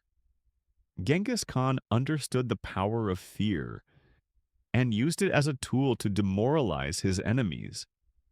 His military campaigns were often marked by extreme violence and terror, and he was known for wiping out entire populations of cities that resisted him. This reputation for ruthless conquest spread throughout the world, and many cities surrendered to the Mongols without a fight simply because of the fear of what would happen if they resisted. Yet Genghis Khan also understood the value of mercy. He often spared the lives of those who surrendered, and he believed that the fear he instilled in his enemies would make them more likely to submit to Mongol rule without a fight. This combination of brutality and clemency, designed to instill fear while encouraging surrender, became one of Genghis Khan's signature strategies. While many of his conquests were marked by mass slaughter, it was often followed by an opportunity for the survivors to prosper under Mongol rule. Genghis Khan's ability to balance terror with pragmatism was one of the key reasons for his success as a conqueror. Despite the initial success of Genghis Khan's empire, the fragmentation of the Mongol territories after his death led to the eventual decline of Mongol power. His empire was divided among his sons and grandsons, and while some of them were able to maintain strong, powerful khanates, others faced internal divisions, external threats, and rebellion. The Mongol Empire ultimately fractured into separate regions, each with its own leadership and priorities. The fragmentation of the Mongol Empire was one of the most significant consequences of Genghis Khan's death. It marked the end of the unified Mongol Empire and led to the rise of new powers such as the Timurids, the Ottoman Empire, and the Ming Dynasty. However, even as the Mongol Empire fragmented, its impact on the world continued to be felt. The trade routes, technologies, and cultural exchanges that the Mongols had fostered remained in place even as the political unity of the empire faded. The Mongols had created a world that was more interconnected and interdependent than ever before, and the legacy of this interconnectedness continues to shape global trade diplomacy and cultural exchange today. The legacy of Genghis Khan is multifaceted, marked by both the destruction of civilizations and the creation of global networks that connected peoples and ideas. His military genius and vision for a unified world reshaped the political landscape of Eurasia, and his contributions to trade communication and intellectual exchange laid the foundations for the globalized world that emerged in the centuries following his death. Genghis Khan's empire, though short-lived, had a lasting impact on world history and continues to influence the course of human civilization. As we look to the future, Genghis Khan's legacy serves as a reminder of the complex forces that shape the world. His empire may have fallen, but the pathways he carved for trade, cultural exchange, and the spread of knowledge have left an indelible mark on the world we live in today. His story is one of ambition, conquest, innovation, and the pursuit of unity, a story that continues to inspire and challenge us to this day. As we delve further into the sweeping impact of Genghis Khan's reign, it becomes increasingly clear that the world he shaped was more than just a collection of conquered territories. His empire was a catalyst for change that transcended the immediate effects of his military conquests, creating a profound ripple effect that would last for centuries. His empire's legacy can be seen not only in the rise and fall of dynasties, but also in the long-lasting cultural, economic, and intellectual exchanges that flowed freely across his empire, reshaping the course of history in ways that have had an enduring influence. Though the Mongol Empire splintered soon after Genghis Khan's death, the connections he established between various cultures, regions, and peoples were unbroken and enduring. His policies of religious tolerance, meritocracy, and promotion of trade helped to create a more interconnected world, one where the flow of knowledge, goods, and ideas was unprecedented. Genghis Khan's empire played a critical role in linking East and West, facilitating the exchange of technology, philosophy, and art. The cross-cultural interactions that occurred during the height of Mongol rule would go on to influence everything from the European Renaissance to the scientific revolution. One of the most significant ways in which Genghis Khan shaped the world was through his commitment to trade. His empire acted as the bridge between the East and West, helping to revitalize the ancient Silk Road. This vast trade network, which had been in decline for centuries due to political instability and the constant threat of banditry, flourished once again under Mongol rule. The stability and protection the Mongols provided allowed merchants from all over the world to travel freely across Eurasia, facilitating the exchange of goods, ideas, and culture. The Silk Road became the lifeblood of the Mongol Empire, and its importance cannot be overstated. Genghis Khan understood that the success of his empire depended not just on military conquest, but on economic prosperity. He established policies that promoted trade and commerce, ensuring that goods flowed freely across his empire. The Mongols had a vast network of relay stations and messengers that facilitated the rapid exchange of information, allowing merchants to travel safely across vast distances.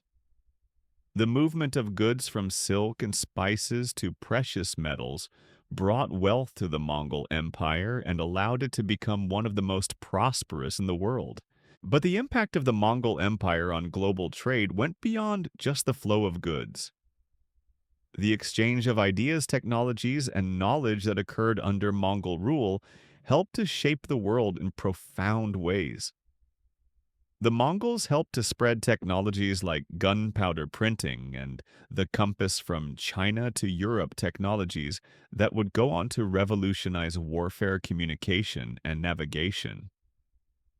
The printing press, for example, helped to spread knowledge in Europe and played a critical role in the Renaissance, while the compass facilitated the age of exploration. These technologies, which were first developed in China, found their way to the West through the Mongol Empire's control of the Silk Road. In addition to technological exchanges, the Mongols also played a significant role in the spread of intellectual ideas. They facilitated the movement of scholars, scientists, and philosophers across their empire, allowing knowledge to flow freely between different cultures. Islamic scholars, for example, preserved and expanded upon Greek and Roman knowledge, which was then passed on to Europe through the Mongols. The intellectual exchanges that took place under Mongol rule helped to lay the groundwork for the Renaissance and the scientific revolution, as Europeans began to rediscover ancient knowledge and build upon it. The Mongol Empire was also instrumental in fostering religious tolerance, a policy that had far-reaching consequences for the development of both the East and the West. Genghis Khan himself was a shamanist, but he was open to all religions, and his empire was a melting pot of different belief systems. He allowed Buddhists, Christians, Muslims, and others to coexist peacefully within his empire, which was a remarkable achievement for the time. This religious tolerance not only helped to maintain peace within the empire, but also facilitated the exchange of ideas and philosophies between different cultures. The Mongols' ability to embrace diversity, particularly in religious matters, is one of the most enduring aspects of their empire. Genghis Khan's approach to religious tolerance was revolutionary and helped to create an empire where people of different faiths could coexist and engage in dialogue. This policy laid the foundation for future empires and states where the coexistence of multiple religions became a defining feature of governance. However, Genghis Khan's legacy was not without its darker aspects. His military campaigns were marked by extreme violence, and the destruction of entire cities and populations left a lasting scar on the regions he conquered. The siege of Baghdad in 1258, for example, was a brutal and catastrophic event that resulted in the deaths of hundreds of thousands and the destruction of one of the most important cultural and intellectual centers of the Islamic world. The devastation caused by the Mongols' invasions is a key part of their legacy and remains a source of controversy. Some historians argue that Genghis Khan's actions were justified by the political climate of the time, while others contend that his violence was excessive and unnecessary. Despite the brutality of Genghis Khan's conquest, his legacy cannot be viewed in isolation. His contributions to global trade, intellectual exchange, and religious tolerance were transformative and helped to lay the foundations for the modern world. The Mongol Empire may have been built on conquest and terror, but it also helped to bring about a new era of interconnectedness, cooperation, and knowledge sharing. The exchange of goods, ideas, and technologies that took place under Mongol rule would go on to shape the course of world history in ways that continue to be felt today. One of the most remarkable aspects of Genghis Khan's legacy is the way in which his vision of a connected world endured even after his empire fractured. His descendants, though often embroiled in internal conflicts, continued to influence the regions they ruled. Kublai Khan, for example, founded the Yuan dynasty in China, overseeing a period of great cultural exchange and prosperity. His reign marked a continuation of the policies of religious tolerance, trade promotion, and intellectual exchange that Genghis Khan had established. Similarly, the Ilkhanate in Persia played a crucial role in the cultural and economic life of the Middle East, serving as a bridge between the East and the West. Even as the Mongol Empire splintered into different khanates, the legacy of Genghis Khan's empire lived on in the political and cultural systems that emerged from his rule. The Mongols' approach to governance, which emphasized merit, efficiency, and religious tolerance, influenced the development of future empires and states. The Mongol Empire, though short-lived, helped to reshape the world in ways that have had a lasting impact on global trade culture and governance. As we reflect on the lasting impact of Genghis Khan, we see a leader whose vision transcended the boundaries of his empire. His ambition to create a unified world where trade knowledge and culture could flow freely set the stage for the modern interconnected world. Though his methods were brutal, his legacy is one of transformation, a legacy that continues to resonate across the globe today. His empire may have crumbled, but the world he helped create lives on in the trade routes, the cultural exchanges, and the intellectual advancements that his reign facilitated. Genghis Khan's legacy is a reminder of the complexities of history, a story of conquest and creation, destruction, and progress. His empire, though imperfect, helped to connect the world in ways that no other force had done before. The world that he shaped through trade culture and governance is one that we still live in today. As we reach the final stages of exploring the profound legacy of Genghis Khan, it becomes increasingly apparent that his empire's influence extended far beyond the immediate centuries of Mongol rule. His creation, the Mongol Empire, may have fractured after his death, but the interconnected world he created, marked by trade, cultural exchange, and intellectual growth, reverberates through history. Even in the 21st century, we see the effects of Genghis Khan's vision on global politics, economics, and culture. The legacy he left behind was not just that of a conqueror, but of a transformative figure who reshaped the world in ways that continue to shape our modern world. The Mongol Empire, in its unprecedented size and scope, created a globalized world far earlier than was previously imagined. Genghis Khan and his successors connected distant parts of the world, including China, the Middle East, Central Asia, and Europe, facilitating trade, the exchange of ideas, and the movement of people across continents. The ripple effects of this global interconnection are still felt today, with the legacy of the Silk Road intellectual exchanges and even political structures rooted in Genghis Khan's innovations. One of the key aspects of Genghis Khan's legacy was his role in creating what historians refer to as the Pax Mongolica, the Mongol Peace. This period, although not without its conflicts, was marked by relative peace and stability across Eurasia. The Mongols ensured the safety of trade routes and maintained order across their vast empire. The significance of this peace cannot be overstated, as it allowed the Silk Road to flourish once again, facilitating not only the exchange of goods such as silk spices and precious metals, but also the transmission of knowledge, technology, and culture between East and West.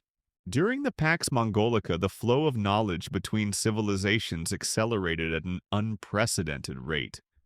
One of the most profound examples of this exchange was the transmission of technological innovations, including the introduction of gunpowder paper and the compass from China to Europe. These inventions, facilitated by the Mongol Empire's control over vast regions, revolutionized warfare communication and navigation in the West. The spread of gunpowder, for example, changed the course of European history by introducing new forms of weaponry and ultimately leading to the development of firearms and cannons. This technological innovation played a crucial role in the wars that shaped Europe's political landscape in the centuries to come. In addition to technological exchange, the Mongol Empire also acted as a conduit for the spread of knowledge in other fields such as medicine, astronomy, and mathematics. The Silk Road, revitalized under Mongol rule, served as a key route for the transmission of these ideas between cultures. Scholars from different traditions were able to interact and share knowledge, leading to a flowering of intellectual achievement across Eurasia. The Mongol Empire's promotion of intellectual exchange helped to lay the groundwork for future developments, including the European Renaissance, which would later transform Europe and the rest of the world. Yet, while the exchange of knowledge and technology flourished under Mongol rule, the impact of Genghis Khan's reign was not without its darker sides. The very success of the Mongol Empire was built upon a foundation of brutality and conquest. Genghis Khan's military campaigns were infamous for their cruelty, and entire cities were destroyed in the wake of Mongol conquests. The sacking of Baghdad in 1258, the massacres at Nishapur, and the razing of Bukhara are just a few of the many examples of the devastation caused by Genghis Khan's forces. The psychological impact of Mongol terror was equally profound, as the Mongols' reputation for ruthless military tactics instilled fear across vast regions of the world. Yet it is important to understand that these acts of violence were not arbitrary. They were part of a calculated strategy designed to instill fear in the populations the Mongols sought to conquer. Genghis Khan recognized the power of fear as a psychological tool, using terror to break resistance and ensure the rapid expansion of his empire. His military tactics, though brutal, were highly effective, and they allowed him to create one of the most successful and far-reaching empires in history. This mixture of terror and pragmatism allowed Genghis Khan to rapidly expand his empire and keep it under control, even as it spanned an enormous geographic area. Despite the brutality of the Mongols' military campaigns, their approach to governance was in many ways remarkably progressive. Genghis Khan's system of meritocratic leadership was revolutionary for its time. Rather than relying solely on hereditary nobility, Genghis Khan selected his generals and administrators based on their skill, loyalty, and ability to perform their roles effectively. This merit-based approach to governance allowed the Mongols to build an efficient and disciplined bureaucracy, one that was capable of managing the vast expanse of territory under Mongol control. Moreover, Genghis Khan's religious tolerance helped foster an environment of peaceful coexistence among the many different religious groups within his empire. He was open to all forms of belief, and his empire became a melting pot for different faiths. This policy of religious tolerance was a key factor in the stability of the Mongol Empire, as it allowed the Mongols to govern over a diverse and multi-ethnic population without causing widespread religious conflict. The ability to integrate such diverse cultures, religions, and peoples was one of the hallmarks of Genghis Khan's leadership and a key part of his lasting legacy. The political and social systems that Genghis Khan established had a profound impact on future empires. His innovations in governance, trade, and cultural exchange served as models for later empires, including the Ottoman Empire and the Russian Empire.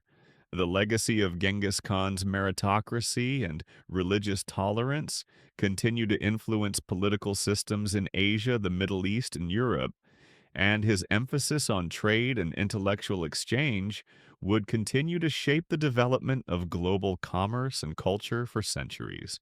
Despite the fragmentation of the Mongol Empire after Genghis Khan's death, his descendants continued to wield considerable influence in the regions they controlled. The Yuan dynasty, founded by Genghis Khan's grandson, Kublai Khan, played a key role in consolidating Mongol power in China and promoting the spread of knowledge and culture between East and West. Similarly, the Ilkhanate in Persia helped to maintain Mongol influence in the Middle East, fostering trade and intellectual exchange between Islamic and European civilizations. The legacy of Genghis Khan's empire also had a lasting impact on the development of modern global trade networks. The Mongols' promotion of trade, coupled with their establishment of secure trade routes, laid the foundations for the global economy that we know today. The movement of goods, technologies, and ideas across the Mongol Empire helped to shape the course of world history, leading to the rise of global trade networks that connected continents and civilizations in unprecedented ways. As we look to the future, it is clear that the world Genghis Khan helped create the interconnected world of trade, culture, and ideas is still evolving. The modern world's emphasis on globalization, the free movement of information, and the interconnectivity of economies all echo the vision that Genghis Khan had for his empire. His achievements, though tempered by the violence and destruction that accompanied his reign, laid the groundwork for a globalized world that continues to expand and evolve. Genghis Khan's empire may have fallen, but his legacy lives on in the structures of global trade culture and governance that have been shaped by his reign. His ability to bring together disparate peoples and civilizations, promote trade and intellectual exchange, and create a world where ideas and goods could flow freely set the stage for the modern, interconnected world. The legacy of Genghis Khan is one of both creation and destruction, but it is a legacy that has helped to shape the course of human history. As we arrive at the final section of our exploration of Genghis Khan's legacy, it is fitting to reflect on the full scope of his influence both on his empire and the modern world. Genghis Khan's reign, though marked by extreme brutality and conquest, ultimately led to profound and lasting changes in the world. His empire, though it fractured after his death, set the stage for the global interconnectedness that would define the future. To fully appreciate his legacy, we must not only look at his military triumphs, but also at the systems of governance, trade culture, and intellectual exchange he established. Genghis Khan's empire was one of the largest in history, stretching from the Pacific Ocean to the Mediterranean Sea, covering vast portions of Asia, Europe, and the Middle East. The size of his empire is staggering in its own right, but it is the nature of the connections he established between these regions that defines his lasting legacy. The Mongol Empire served as a conduit for the exchange of goods, technologies, and ideas between East and West, creating a foundation for the globalized world that would emerge in later centuries. One of the most significant aspects of Genghis Khan's rule was his revitalization of the Silk Road, the ancient trade route that had long connected China to Europe. The Mongols, by bringing stability and security to vast swaths of territory, ensured that trade could flourish once again. Merchants from all over the world could travel safely across the empire, exchanging goods such as silk spices, precious metals, and textiles. But the Mongol Empire's significance went far beyond material goods. It was also about the exchange of knowledge, art, and technology. The Mongols helped facilitate the transmission of numerous innovations that would go on to have a profound impact on both the East and the West. One of the most notable technological exchanges was the spread of gunpowder from China to the Islamic world and Europe. Gunpowder, which had been developed by Chinese alchemists, became a powerful weapon of war under Mongol rule. As the Mongols conquered new territories, they introduced gunpowder to the Middle East and Europe, where it would ultimately revolutionize warfare. In addition to gunpowder, the Mongols played a key role in the spread of paper-making technology, which had originated in China. The introduction of papermaking to the West was instrumental in the development of printing technology, a key innovation that fueled the spread of knowledge across Europe during the Renaissance. This innovation in the printing industry helped to make literature and ideas more accessible to the masses, contributing to the intellectual and cultural developments that defined early modern Europe. Perhaps one of the most significant ways Genghis Khan shaped the world was through his promotion of religious tolerance. Unlike many of his contemporaries who sought to impose their own religious beliefs on the peoples they conquered, Genghis Khan allowed for the coexistence of multiple faiths within his empire. His approach to religion was pragmatic. He recognized that people's spiritual beliefs were an important part of their identity, and he understood the value of allowing them to worship freely.